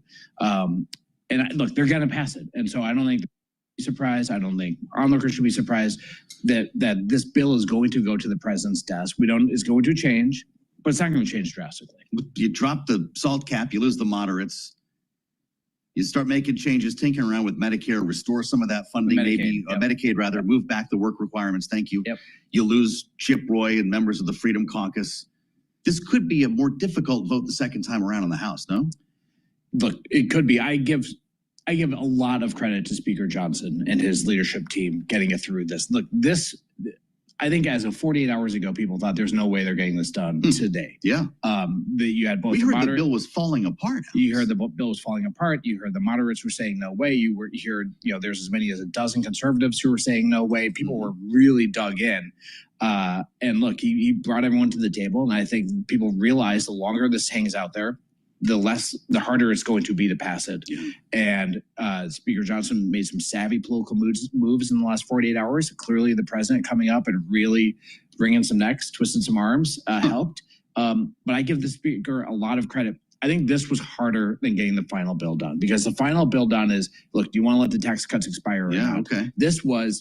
It's a negotiation. And look, he proved to be, I think, a much better negotiator than a lot of people expected. Well, maybe I'll ask you this question a bit differently. You upset the SALT caucus, you upset the Freedom Caucus. Is raising the debt limit, knowing that that is a real deadline, we've got a next date approaching, is that potent enough to override all the rest of these concerns?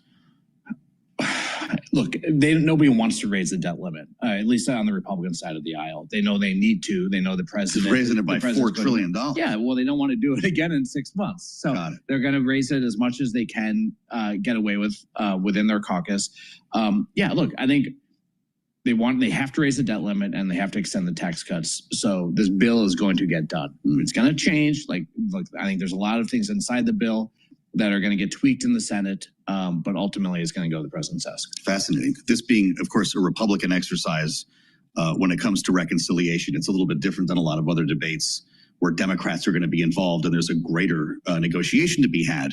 But this is still a bonanza for Washington, right? This passage today gets the gears turning in the whole apparatus across the town. K Street just woke up. And a lot of money is going to be spent on trying to preserve elements of this bill and to try to remove them. Bring us inside that conversation. How does that work? Well, and what's it going to be like? It's not like K Street didn't wake up yesterday or this morning, right? Like they've been billing constantly. I think everyone has known since 2017 that the tax cuts were going to expire this year. 2017 was a big year for corporate America. I think 2017 was unique because everyone was seeing their taxes get cut as part of that bill. The corporate rate was coming down. There were tax cuts across the board, individual tax cuts. The only people that really didn't see it go up were the people from the SALT states. But there were a lot of winners in 2017.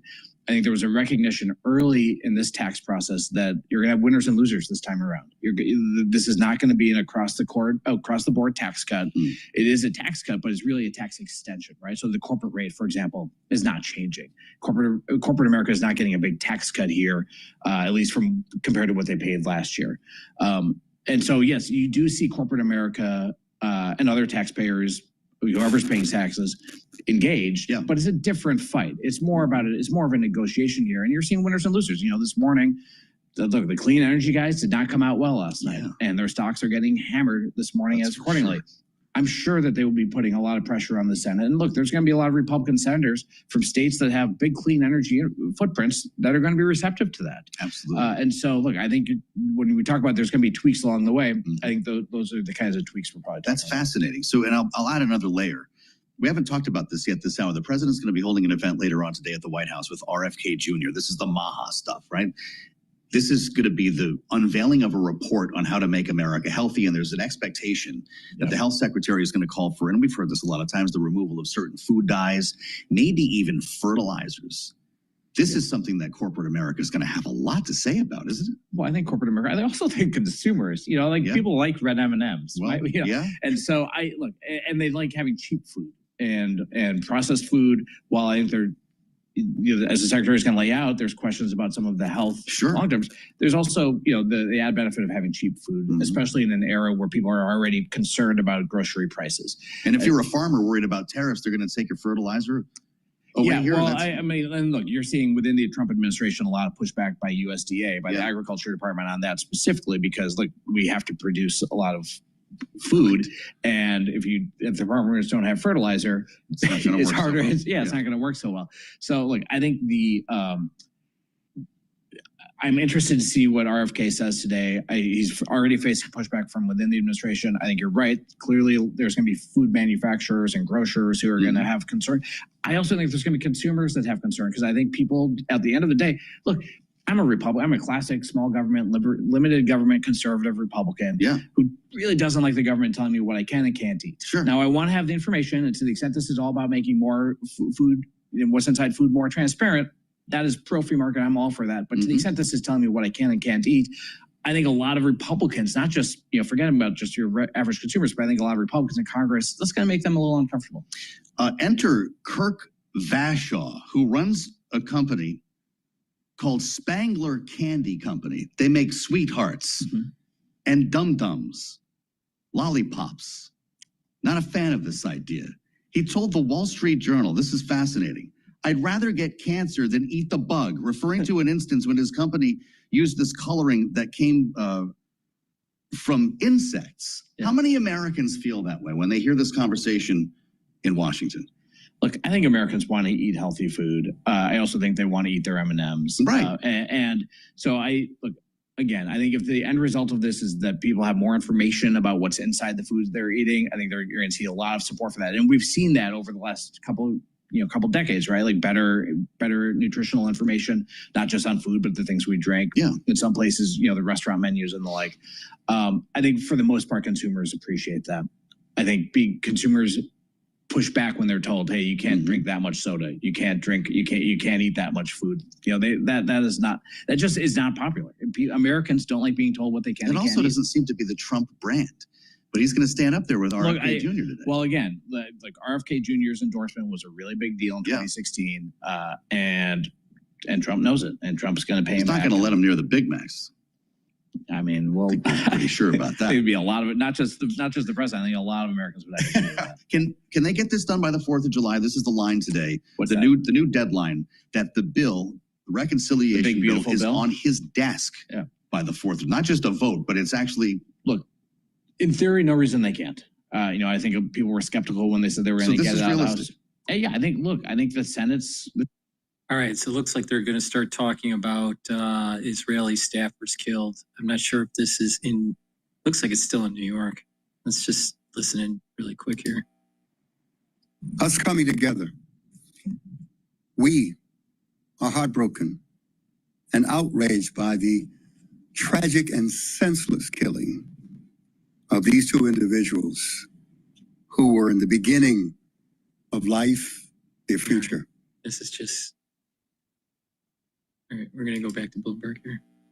Warehouse strategies as we prepare to assemble our... All right, they're doing a break, so let me just do a plug.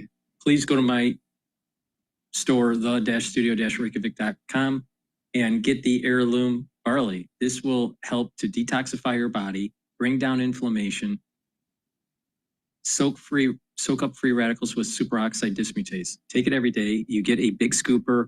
It's a high density protein. This is a barley that you're not going to be able to get at a grocery store. This is a special barley. Take a full scoop or a half a scoop each day, mix it with soft foods, filtered water, a smoothie, or even milk. Take it every day, detoxify your body, bring down inflammation, and soak up free radicals. Extremely important to do every day to help the health of your body. And by bringing down inflammation, you're helping your immune system and your cardiovascular system. You're helping your joints. Really important.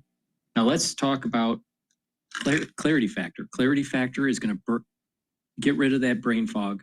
It's going to allow you to concentrate on tasks in school or at work or even at home. You can take this even if you're retired. It's really important to take this every day for younger or for older to get those neurons firing, get rid of that brain fog, drink it with filtered water, and apply a holistic approach to your life. Proper diet, proper exercise, make sure you filter your water, stay away from processed foods, mindfulness, proper sleep. These are all very important. Take this supplement, Clarity Factor. It's going to help with the neurons firing, creating those neurotransmitters. And the more that your neurons are firing, right, you're going to have positive neuroplasticity. When you have positive neuroplasticity, you're going to think faster. You're going to have less brain fog. You're going to be able to sleep better. You're going to have better memory. It's very important to take every day. Please go to my store, the-studio-reykjavik.com. Drink it with filtered water. Myotrol, very important, especially if you're age 40 or older. Take Myotrol to express the genes that are needed to build muscle and to maintain muscle.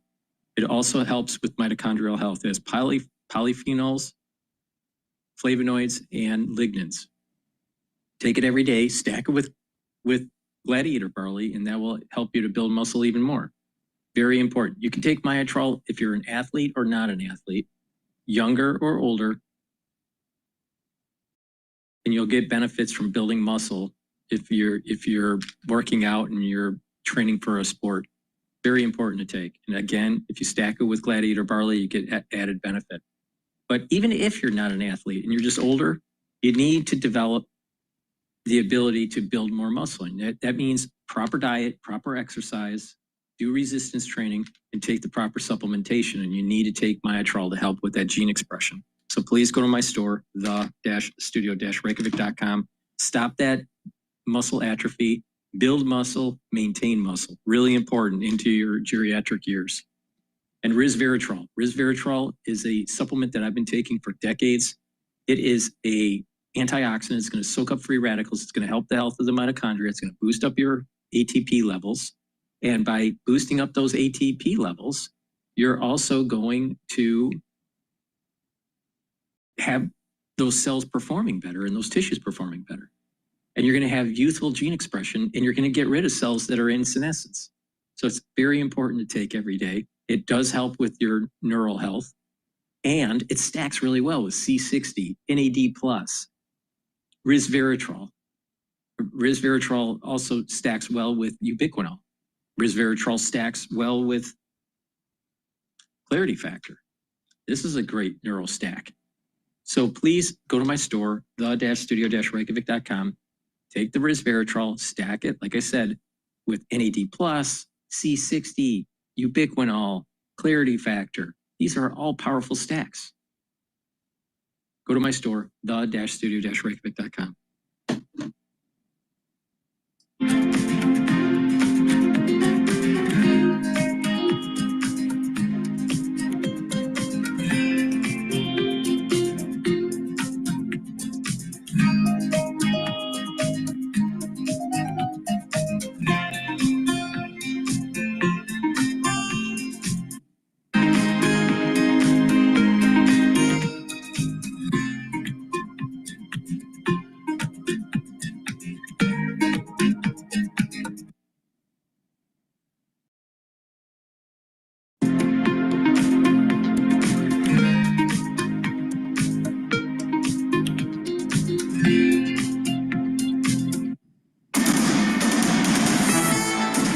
It's 12:40 on Wall Street. We do check markets all day long here at Bloomberg. We've got some dip buyers coming back into the market despite lingering fiscal worries. S&P right now higher by 9. That is a gain of about 0.2%. Cautious comeback for the equity market. And NASDAQ up 114, up 0.6%. And the Russell 2000 index of small cap shares now little changed on the day. The 10-year with a focus on Washington, 4.54%. The 2-year, 3.98%. The 30-year, 5.06%. Gold now at $33.04 the ounce, down 0.3%. West Texas Intermediate crude down 0.8%, 61.07 a barrel. Bitcoin at $111,000, up 2.9%, a record today for Bitcoin. Weekly jobless claims are down, even as economic uncertainty rattles Wall Street and Main Street. And with more, here's Bloomberg's Vinny Del Giudice.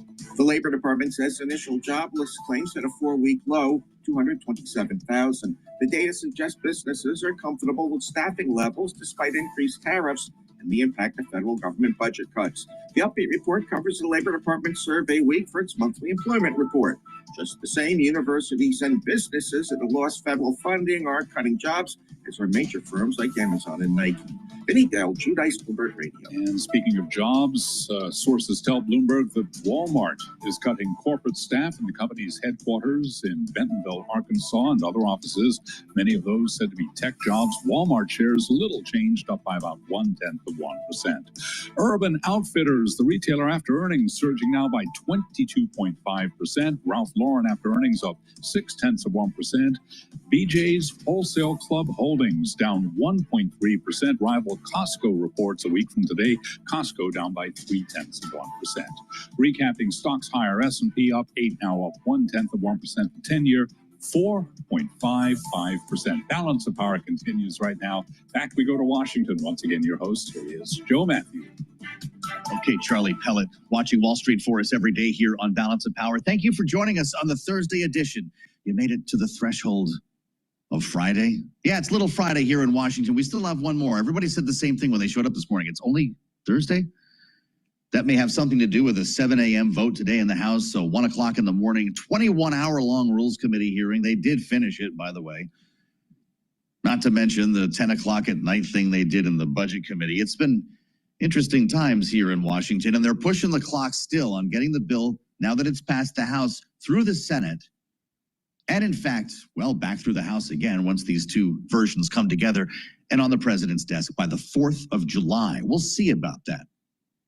An aggressive timeline, we can all admit. Alex Conan just told us it was perfectly realistic. But some things are going to have to take place between now and then. And if you ask Chip Roy, who, by the way, voted yes for this, member of the Freedom Caucus, pushed for changes and was a holdout to the last minute, specifically when it came to the Medicaid cuts. He's hoping that the Senate finishes the job. He just came out with a statement a couple of moments ago. He says we must reduce deficits much further, even as we continue to work to fully repeal the IRA's unreliable energy subsidies and reduce the damage done by Obamacare's Medicaid expansion. He talks about reducing provider taxes to end the unnecessary inflation of costs in healthcare. Capping the statement, I stand ready to work with my colleagues in the Senate to continue to get this bill right before sending it to the president's desk. It's our first chance to play it to the panel. Rick Davis and Jeannie Shanzano are with us. Of course, Bloomberg Politics contributors. Rick is our Republican strategist and partner at Stone Court Capital. Jeannie, Senior Democracy Fellow with the Center for the Study of the Presidency and Congress. So, Rick, they got it done. And a lot of questions now about whether Chip Roy's wishes will be fulfilled. You spent a lot of years in the Senate. They're not too concerned about what the House thinks right now, apparently. What changes are coming? Yeah, if anything, I think the Senate's been uber respectful of this House process. We know that John Thune wanted a different process. He wanted to cut these bills up in separate pieces and pass them independently. But, you know, he's going to get what he's going to get. And it's highly likely that the Senate will enact its will on this bill, whether it's a full swap out where the Senate takes up the House bill and then puts an amendment in that swaps out it entirely for a Senate version, or whether they just amend it so heavily that guys like Chip Roy, who are like dependent on the Senate to change the bill, he's going to be right. They are going to change this bill But it'll be interesting after they've changed it, which will be in contrast with everything Chip Roy's been trying to accomplish. Less spending cuts, as much spending as there is. These guys are going to walk the plank again. I mean, at some point, someone's going to scratch their head and say, "Methink they doth protest too much." A little Shakespeare today on the show. At some point, Chip Roy and his friends on the Freedom Caucus are going to be seen as total bullshit artists. I mean, at some point, they got to either vote against this stuff or shut up. Wow. Rick just laid it down, Jeannie. I never thought we'd have to bleep our own panel here. Are you, as a Democrat, this is a real question, are you hopeful that the Senate will make this more palatable, specifically when it comes to Medicaid? Yeah, I mean, we can always dream, but the reality is that this bill is a complete, this is a completely Republican bill. Chip Roy is barking up the wrong tree if he thinks that the Senate Republicans are going to make this more palatable for him. Democrats are certainly not holding out for that. The reality is this bill is a crime if you think about the issue of the debt and the deficit and what we are doing to our children. It is a crime if you think about what we are doing to the poorest people in this country. It is a crime if you think about what we are doing to issues like healthcare. So this is all around a Republican bill. They are going to have to own it. And this is why Hakeem Jeffries said last night, this is what we will be talking about. This is what Democrats will be talking about going into 26. And this is why Republicans are going to be running away from it very, very quickly. Well, so do you doubt the timeline here, Jeannie? Because you've got the debt ceiling hanging over everybody's head when this comes back to the House. I don't doubt the timeline. I think, look, January 4th is possible. Is it going to happen? Hard to say. On the debt ceiling, you already have people like Rand Paul and Ron Johnson saying they never wanted these tied together. So, who knows what happens there? Even Rick Scott said he is not particularly pleased with that. John Thune, just like Mike Johnson, can't afford to lose too many of these folks. So it's going to be tough for John Thune. But the reality is, in the end, they are going to get something through and they're going to jam the House. And if history is any guide, the House will end up eating it. But the problem is all those people who have been barking about not wanting what's in this bill because their jobs, their seats are on the line, are probably going to lose those seats anyways. So they probably should have, if they really are very, very committed, done what Tom Massey did, which is stick to their strong beliefs. But, we only had 2 go there and 1 vote present. What are they saying in New York about Andrew Garbarino? Jeannie, this is amazing to me. He spent such a great deal of time helping to work out the increase in the SALT cap, to advocate for clean energy tax credits, and he slept through the vote. Hey, listen, they've been working long and hard. No, I mean, I don't think it's ever a good look if you're on any job and you are sleeping. I'm going to go to CNBC on oil. Let's just listen in on this. I'm obviously very happy down here.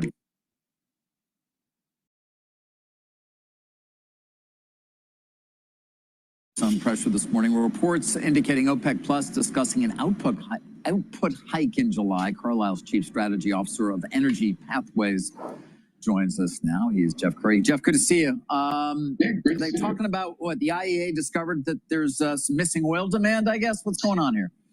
Yeah, just a little bit, like 300 million barrels over 3 years. And I think the key point there is, the surplus that everybody's been waiting for and trying to price in today never materializes. This market continues to drift higher despite the fact that you have so much bearish rhetoric around OPEC. Oil is the one asset that has not returned to pre-Liberation Day levels. It was at 75 pre-Liberation Days, trading 65 right now. I wouldn't be surprised we move back up into those pre-Liberation Day levels. Why?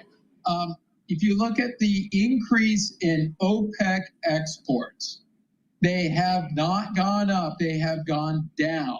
So despite the fact that they've raised production now 800,000 barrels per day in terms of the quotas, the actual exports in the markets are gone down. Inventories are low. Refining margins are very strong right now. Market is short. That's a recipe for a market potentially moving higher. All right. You know, back in March, I think you put out a long piece in which you said peak oil has already arrived as a peak trade. What do we make of that trade right now? You know, when we look at, you know, the situation around oil moving, you look at China. China is not increasing its exports from around 12 million barrels per day for quite some time. And so what we argue is that the tradable oil moving around the world is going to be constrained. It doesn't mean we're bearish oil, but what we argue is that the restrictions around wanting to consume oil for security reasons in places like China are going to remain high. Now, that does not apply to India. So we still see demand growth coming out of places like India, but places like China, you've likely seen peak oil trade. And so when people argue, oh, in the, you know, going back 20, 30 years ago, peak oil was, oh, we're going to run out of oil. And then peak oil became peak demand, meaning that we have too much of it and we need to restrict it for issues around climate change. Now the concern around actually, can I get my hands on that oil? And peak oil now means peak trade. Yeah. I mean, obviously, China does continue to ramp up its growth in renewables and nuclear, but not the case here at all. Speaking of which, what are your expectations in terms of U.S. production, given we're still the largest in the world, but at current levels, there are certainly some questions as to how much money, you know, the industry wants to continue to invest in terms of getting more out? Well, at this point, you know, you look at drilling, it's back down on its lows. You know, I think the biggest thing that OPEC has achieved with these big increases in expected production is that drilling is off in the U.S. And you had Diamondback last week capitulate, you know, arguing, hey, they're cutting CapEx, production's beginning to roll over. The weekly data show it stabilizing, you know, a little above 13 million barrels per day, is around 13.3 most recently. All of this points to, hey, that rapid growth in production that we saw a few years ago is not continuing on. And I think more importantly, we take a bigger, longer term picture, is on the eve of COVID, U.S. production peaked around 13 million barrels per day. It's 13.3 today. It went down, it came back up. So its ability to get too far above 13 is relatively limited. Now you have drilling off, inventories are low, demand remains strong. So again, I'm going to point at the risk of really shifting to the upside in a market that is short and is trying to price in this big surplus spare market further out on the curve. And the one thing I say is, like, if every time the market tries to fade the front end tightness, it gets in trouble. Like I say, don't join the party until the party started. So that bear party, it hasn't started. I cautious, you know, trying to join that bear party today. All right. Well, we'll be watching, and we'll have you back and see how you did. Jeff, always appreciate it. Thank you. It's here. My observation with my observation with UCO, it's trading right now at 2096. It did sell off a little bit early in the session and then came back up. And the oil futures is trading at 61.19. It was trading with a 90. It was trading with a 60 handle. So 6120 is what it's trading at right now. Gush is trading at 2087. So it's coming back from the intraday session low of 2018. And DRIP is coming back down, and that's trading at 10.97. Natural gas is still trading at 3.25. Natural gas, there's an increase in inventory for natural gas. Please go to my store, the-studio-reykjavik.com, and use this stack that will help your cardiovascular health and your bone density. So let's talk about the bone density first. So you need to do resistance training and taking calcium and also take in magnesium. You can get the magnesium from my store through the magnesium zinc supplement, vitamin C and magnesium, or the Boomer Boost. Magnesium is going to help the efficacy of D3. So let's talk about D3 for a second. D3 will help with gene expression. It's a gene expression cofactor. D3 will help to get rid of cells that need to go into apoptosis. And D3 will help you absorb calcium. By absorbing calcium, you're going to be able to deposit more bone matrix if you do resistance training. Now, if you take vitamin K2, MK7 molecule, there's a dual purpose. That's to help with bone density, but also cardiovascular. The D3 and the vitamin K2 will work together to help with absorbing calcium and helping to deposit that bone matrix. But it's important that you do resistance training and vibration exercises like calf lifts. And by having vibration coming up through your leg, into your hip, and up through your vertebrae, you're creating a micro environment, a micro signal to actually stimulate osteoblasts so it deposits more bone matrix. So that's really important. So do the resistance training, do the vibration exercises, take in calcium, take in magnesium, and take the D3 K2 stack, and that will help with bone density. Extremely important. No matter what age you are, you should be doing this now. Also, D3 and K2 will help with your cardiovascular health, because what that does is it helps to pull some of that calcium depositing around plaque, pull some of that out and reduce further calcium depositing. So please go to my store, the-studio-reykjavik.com, get the D3 and the K2. Now, to add to that stack for cardiovascular health, take the nattokinase. Nattokinase will break up clots because it's fibrinolytic. And nattokinase will help to bring down your LDL levels and increase your HDL levels. That means you're improving your lipid profile and you're lowering the chances of oxidized LDL. Oxidized LDL ends up being plaque. So you don't want that in your vascular system. So nattokinase is important for cardiovascular health. You can take it separately, but it works better when you take it with the D3 and the K2. So stack it. So this is a great way to target two systems at the same time. Taking the D3 and the K2 is going to help with your cardiovascular health and your bone density. And an added benefit when you add in the nattokinase is breaking up clots and helping your lipid profile. So please go to my store, the-studio-reykjavik.com.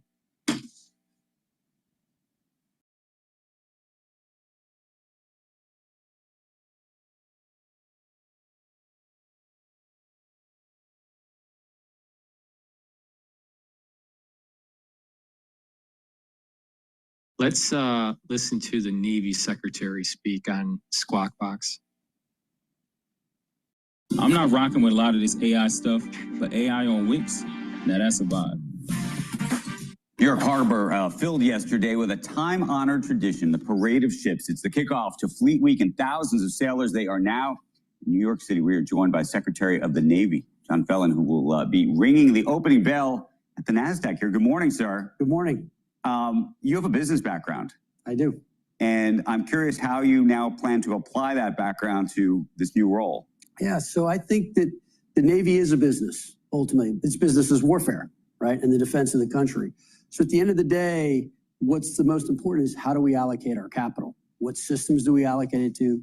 What do we allocate to recruiting? How do we think about that? So I don't think it's really all that different from really running a business. And I think, in all honesty, there's an advantage to coming in new and looking at it. So here's the big capital allocation question, I think, in your world, which is, you've said we need a lot more ships. We were just talking about this off the air. But there is a bit of a debate among some folks in the defense industry about what kind of ships we need, right? Whether we should be building some of the old big carriers. China still has a lot of them, or we should be building all sorts of newfangled things that are run by AI that effectively are much tinier. Yeah. What's the real answer? So I think it's a great question. One we're still working on and trying to develop. I think the balance between manned and unmanned vehicles or ships is something we have to look at. My own personal belief is man and woman and machine is much stronger than machine alone or man and woman alone. And And so how we integrate drones and unmanned vehicles into the force will be critical. And the Navy's been experimenting with this a great deal.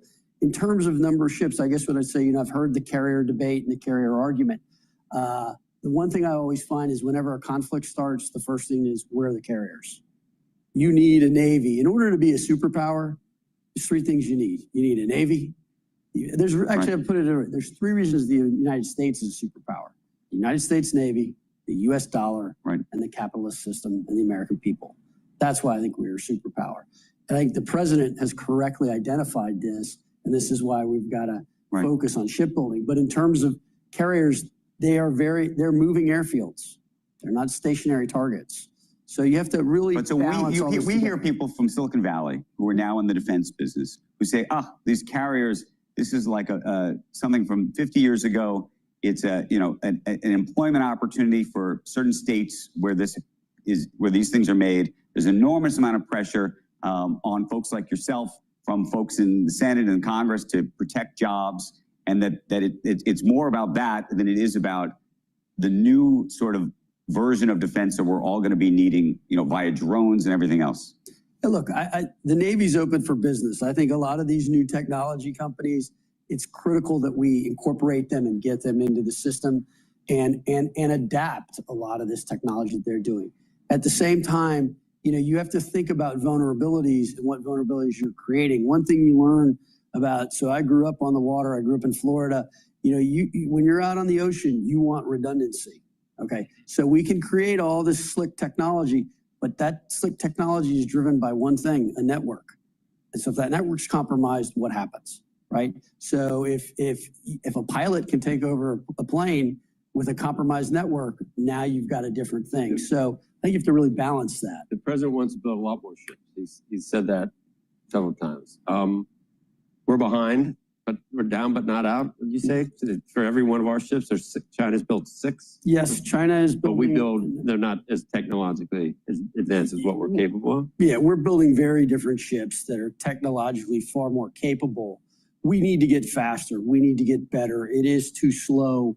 There are a number of problems in the shipyards. I've visited 8 shipyards, I think, so far. I've been on the job a little bit under 2 months. And there are a number of things we can do to speed things up. It's expensive to build here. They are expensive to build here. But we have to build that. I mean, and there are some conflict. The president, wants to do these things, but he sent Doge into the Navy too. Did he not? He did. And Doge has been very good to work with. We've eliminated almost $900 million from redundant programs. So in the Navy, for example, one thing we got rid of, we had 300 different IT systems, none of which were talking with each other. We've cleared that out and have started, basically brand new. There are a lot of simple things we do. The inertia of the government is. Can we build them here? Is it economically feasible to build them here? Or what kind of help do you need? Is it labor issues? Why is it so much cheaper other places to build a ship? So I'd say a couple things. One, so in China does have cheaper labor. I think the Secretary of the Treasury called it slave labor, which is probably apropos. I think that we have very, very heavy regulations, still. And the president is looking to really clear that up quite correctly. I mean, if you look, he's EO'd our federal acquisition regulations, which are, I used to think in being in my business, investment business, which is a very regulated business, which created a huge amount of bureaucracy. It is nothing compared to the government procurement system. It is insane. I jokingly say to you, the Secretary of Defense's office is 1 floor above me. If he sends me a piece of mail, it takes 2 weeks to get to me. Right. He's 2,000 yards away. A Doge question for you, just because Senator Schumer made a comment about this tragic accident at the Brooklyn Bridge, and suggesting that it was a partial blame on Doge, on sort of a shift in sort of how resources were allocated with the U.S. Coast Guard. I don't know if you saw that.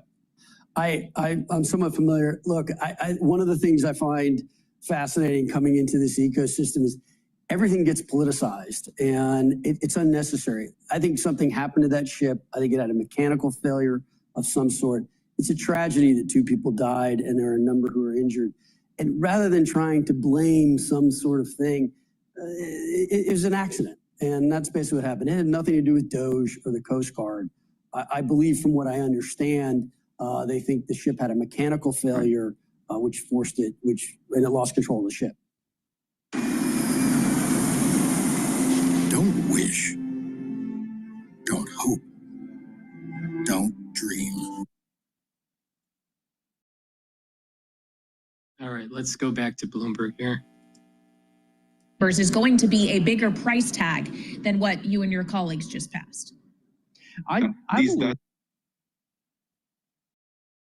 are demanding more fiscal responsibility, and I think we're going to see that out of the Senate's product. I know that Americans are desperate to not see taxes go up. I think we're going to see that come out of the Senate product. I know that Americans are demanding stricter border control. We're going to see that come out of the Senate product. I believe that the bill that we see back out of the Senate is going to very closely mirror what we will send them later today. Your colleague from Kentucky, Tom Massey, who was, of course, a no and had been through the duration, said this bill is a debt bomb ticking. Congress can do funny math if it wants, but bond investors don't. Congressman, is he wrong about the money that's being added to the debt and deficit? Well, there's no question. We have curbed our thirst for spending by about $1.5 trillion. There's plenty more work to do, but I think that we have to take a moment and celebrate what we were able to accomplish at this momentous time.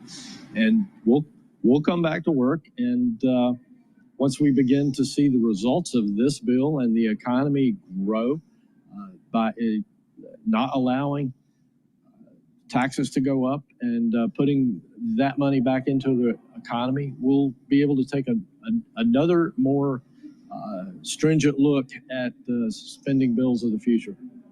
But we have curbed the thirst for spending in a way that you've not seen up here in D.C. for a while. Well, as you talk about the potential economic benefits of this legislation, Congressman, are they in no way, in your mind, offset by existing tariff policy or the risk of higher tariffs that still could come in the future? Well, what we're seeing out of tariffs right now is budget surpluses. We're seeing income that has not been yet placed on the balance sheet of the United States. That is not fully baked in. I think what we're also going to see as President Trump continues to negotiate with these tariffs would be even a stronger economy with more investment here in the U.S. and more jobs. That said, Congressman, the CBO says this bill will boost the incomes of the richest 10% of Americans while lowering the incomes of the lowest 10% of Americans. How does that resonate in your district? Well, CBO has not had a very good record in being right. The reality is right now, the tax rate for the highest earners in America is 37%. And when this bill comes into law, the highest tax rate will be 37%. The left is not bothering to tell you that. They're using the old-fashioned talking point. That is the CBO the left? The CBO is just inefficient. I'm not going to say that they're partisan or not, but when you go back and look at their record, they do not have a history of being accurate. We believe that the economy is going to grow at a far quicker rate than what they've got baked in right now, just as it did under Trump 45 when the Tax Cuts and Jobs Act was initially put into law.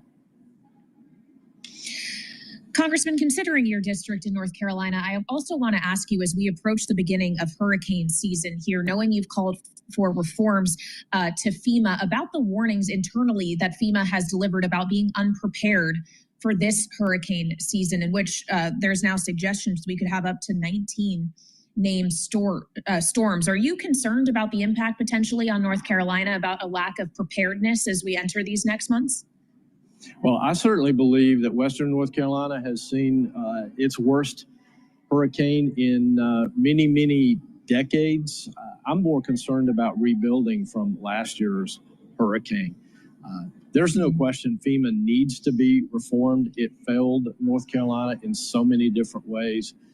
I'm happy to have had the opportunity to suggest to the president some reforms that should be put into place now to help whoever the victims of the next storm might be. A lot of people remember your response to Hurricane Helene and your attempt to debunk some of the myths that surrounded the response, going so far as having to write that Hurricane Helene was not geoengineered by the government to seize and access lithium deposits in Chimney Rock. This was back in October of 2024, Congressman. I'm glad that you brought this up. What else does Asheville and the Hill Towns need at this point to rebuild? The biggest thing that we need right now is to continue to dismantle the bureaucracy in Washington, D.C. I'm really happy that President Trump has been to Western North Carolina on a couple of occasions. I'm excited that he assigned me to a special task force to offer recommendations on how to accelerate our recovery. But there's much, much more that we have to get out of the way in Washington, D.C. We have a substantial funding package that I authored back in December, and now there's hundreds of millions of dollars in the hands of federal agencies, but we're having a really tough time getting it into the hands of the people that need it most. That's the number one thing that we need in Western North Carolina right now. All right, representing Western North Carolina, specifically North Carolina's 11th Congressional District, Republican Congressman Chuck Edwards joining us live from Capitol Hill here on Bloomberg TV and radio. We appreciate your time. And we want to turn now to our political panel as we continue to assess the legislation that the House was able to narrowly pass early this morning, and turn to Rick Davis, partner at Stone Court Capital, Bloomberg Politics contributor and Republican strategist alongside Bloomberg Politics. Both of those guys are clowns.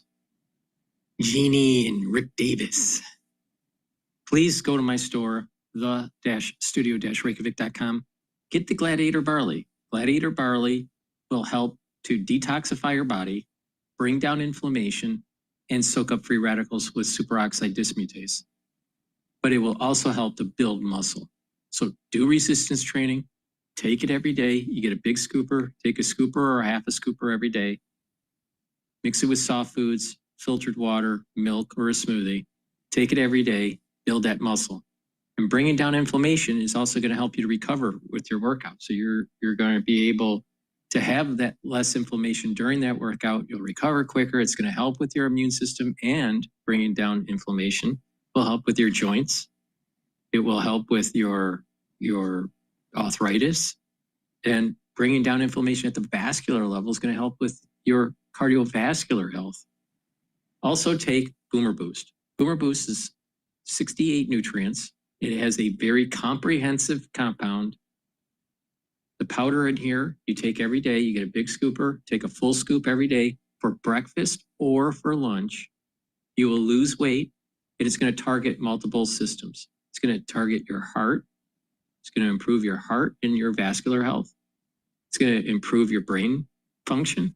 It's going to improve your energy levels and your metabolism. It's going to speed up your metabolism. You're going to lose weight, and it's going to also help to build strength.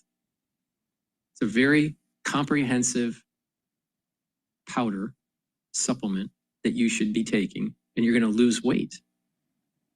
You take it for your breakfast or for your lunch, and you're going to save money too, because the cost of this 1 month supply is cheaper than what you pay for breakfast or for lunch for 1 month. So you're going to lose weight, and you are going to have more energy. And that steady burn of energy, is going to allow you to have more vitality. And when you have more vitality, you're going to just do more things. When you're doing more things, then you're going to build more muscle, you're going to be more active, and you'll have less atrophy. See, you got to take a look at what's the process of aging. And many factors that go into aging is reduction of energy. Mitochondrial health starts to go down. You get atrophy of your muscles. Brain function starts to go down. Sometimes depression increases, you know, when people get older because they feel lonely. So there's lots of things that go into the aging process. But if you start to improve your mitochondrial health, you are more active, you build muscle, improve your bone densities, improve your blood flow. These are all very positive things. So please go to my store, the-studio-reykjavik.com, and get the Boomer Boost. This is going to target your heart, your vascular system, your strength. Very important, your brain function. It's going to get rid of that brain fog. You're going to be able to concentrate better. You're going to be able to sleep better. You're going to be able to think more clearly, faster. Your memory is going to be improved. So, and it's a holistic approach. See, if you take this Boomer Boost and you stack it with the Gladiator Barley, you're building up strength and you're targeting all those systems that I just mentioned, but you're also controlling A1C levels.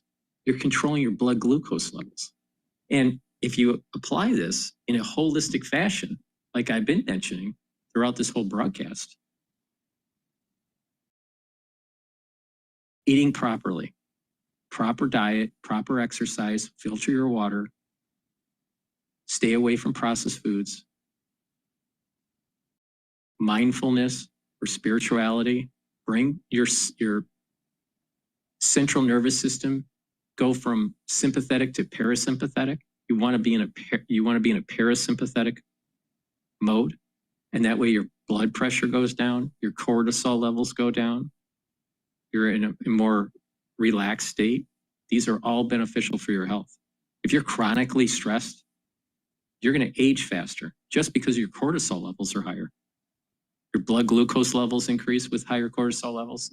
That's doing damage at the vascular level, especially if it's chronic.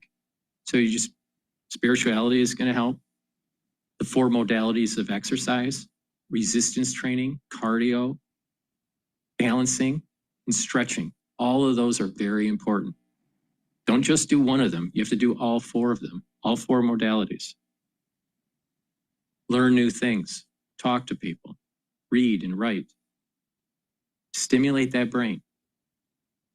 Just like you're stimulating your muscles to prevent atrophy, you need to stimulate your brain to prevent neurons from not communicating as well.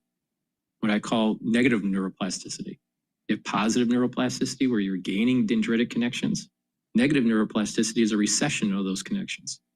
So it's a holistic approach. So go to my store, the-studio-reykjavik.com, and get the Boomer Boost. Now, it's very important to realize that Dr. Paul Cottrell is older than Alex Jones. But Alex Jones looks a lot older than Dr. Paul Cottrell. Now, why do you think that is? I have been doing an anti-aging protocol for a long time, all right?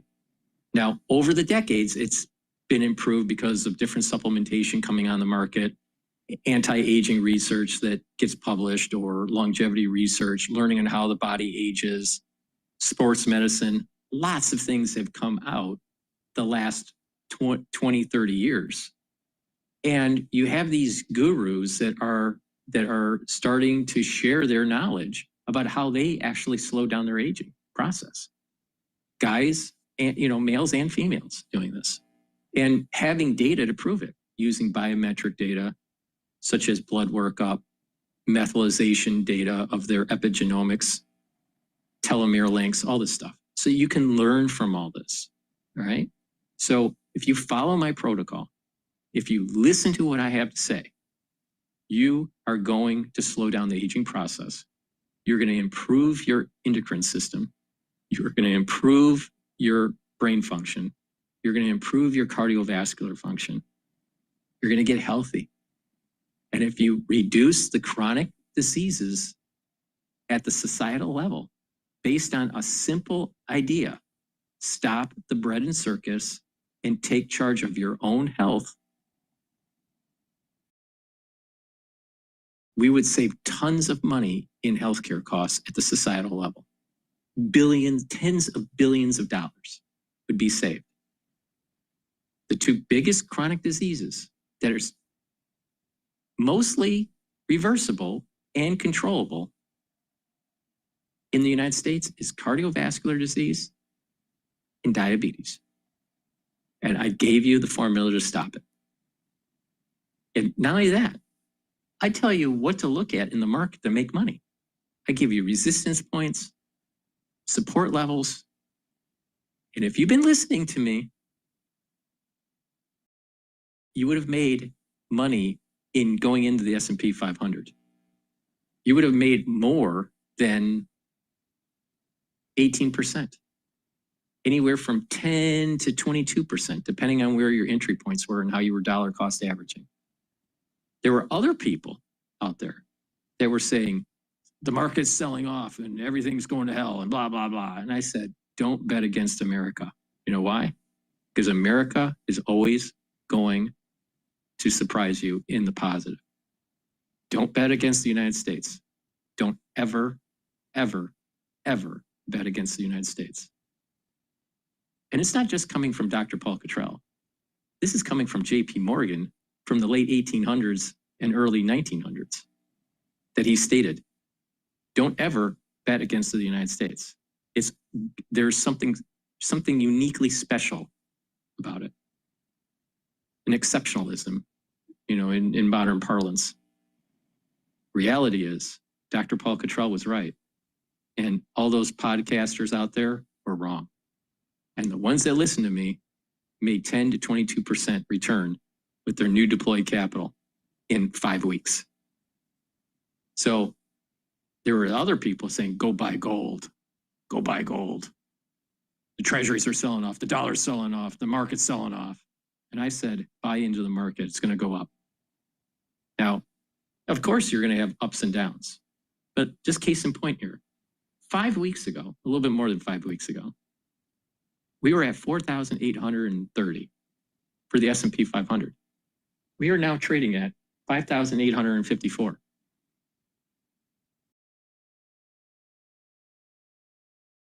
The world didn't end. And you would benefit with the new deployed capital if you paid attention to me. So just extrapolate that to your health. If you listen to me and you follow the protocol, you slow down the aging process. And when you slow down that aging process, you're going to be boosting up your immune system and improving your endocrine system. Thank you for listening. This is the end of my broadcast tonight. So please subscribe to my channels. I have 4 channels on YouTube. I have Brighteon, Bitchute, and Rumble. And I'm the most accurate on this stuff, all right? I'm the most comprehensive in telling you how to do an anti-aging protocol. I was the most comprehensive to tell you about what was going on in 2020 and how to mitigate it and what was really going on. I'm not going to rehash that. That's a war that's done. You don't just keep on, if you're a World War II vet, or you just keep on talking about World War II, no, don't do that. So those ones that are always rehashing 2020, like it's like a broken record, the war is over. There's new wars to deal with, but the reality of the situation is you just listen to me, you'll benefit.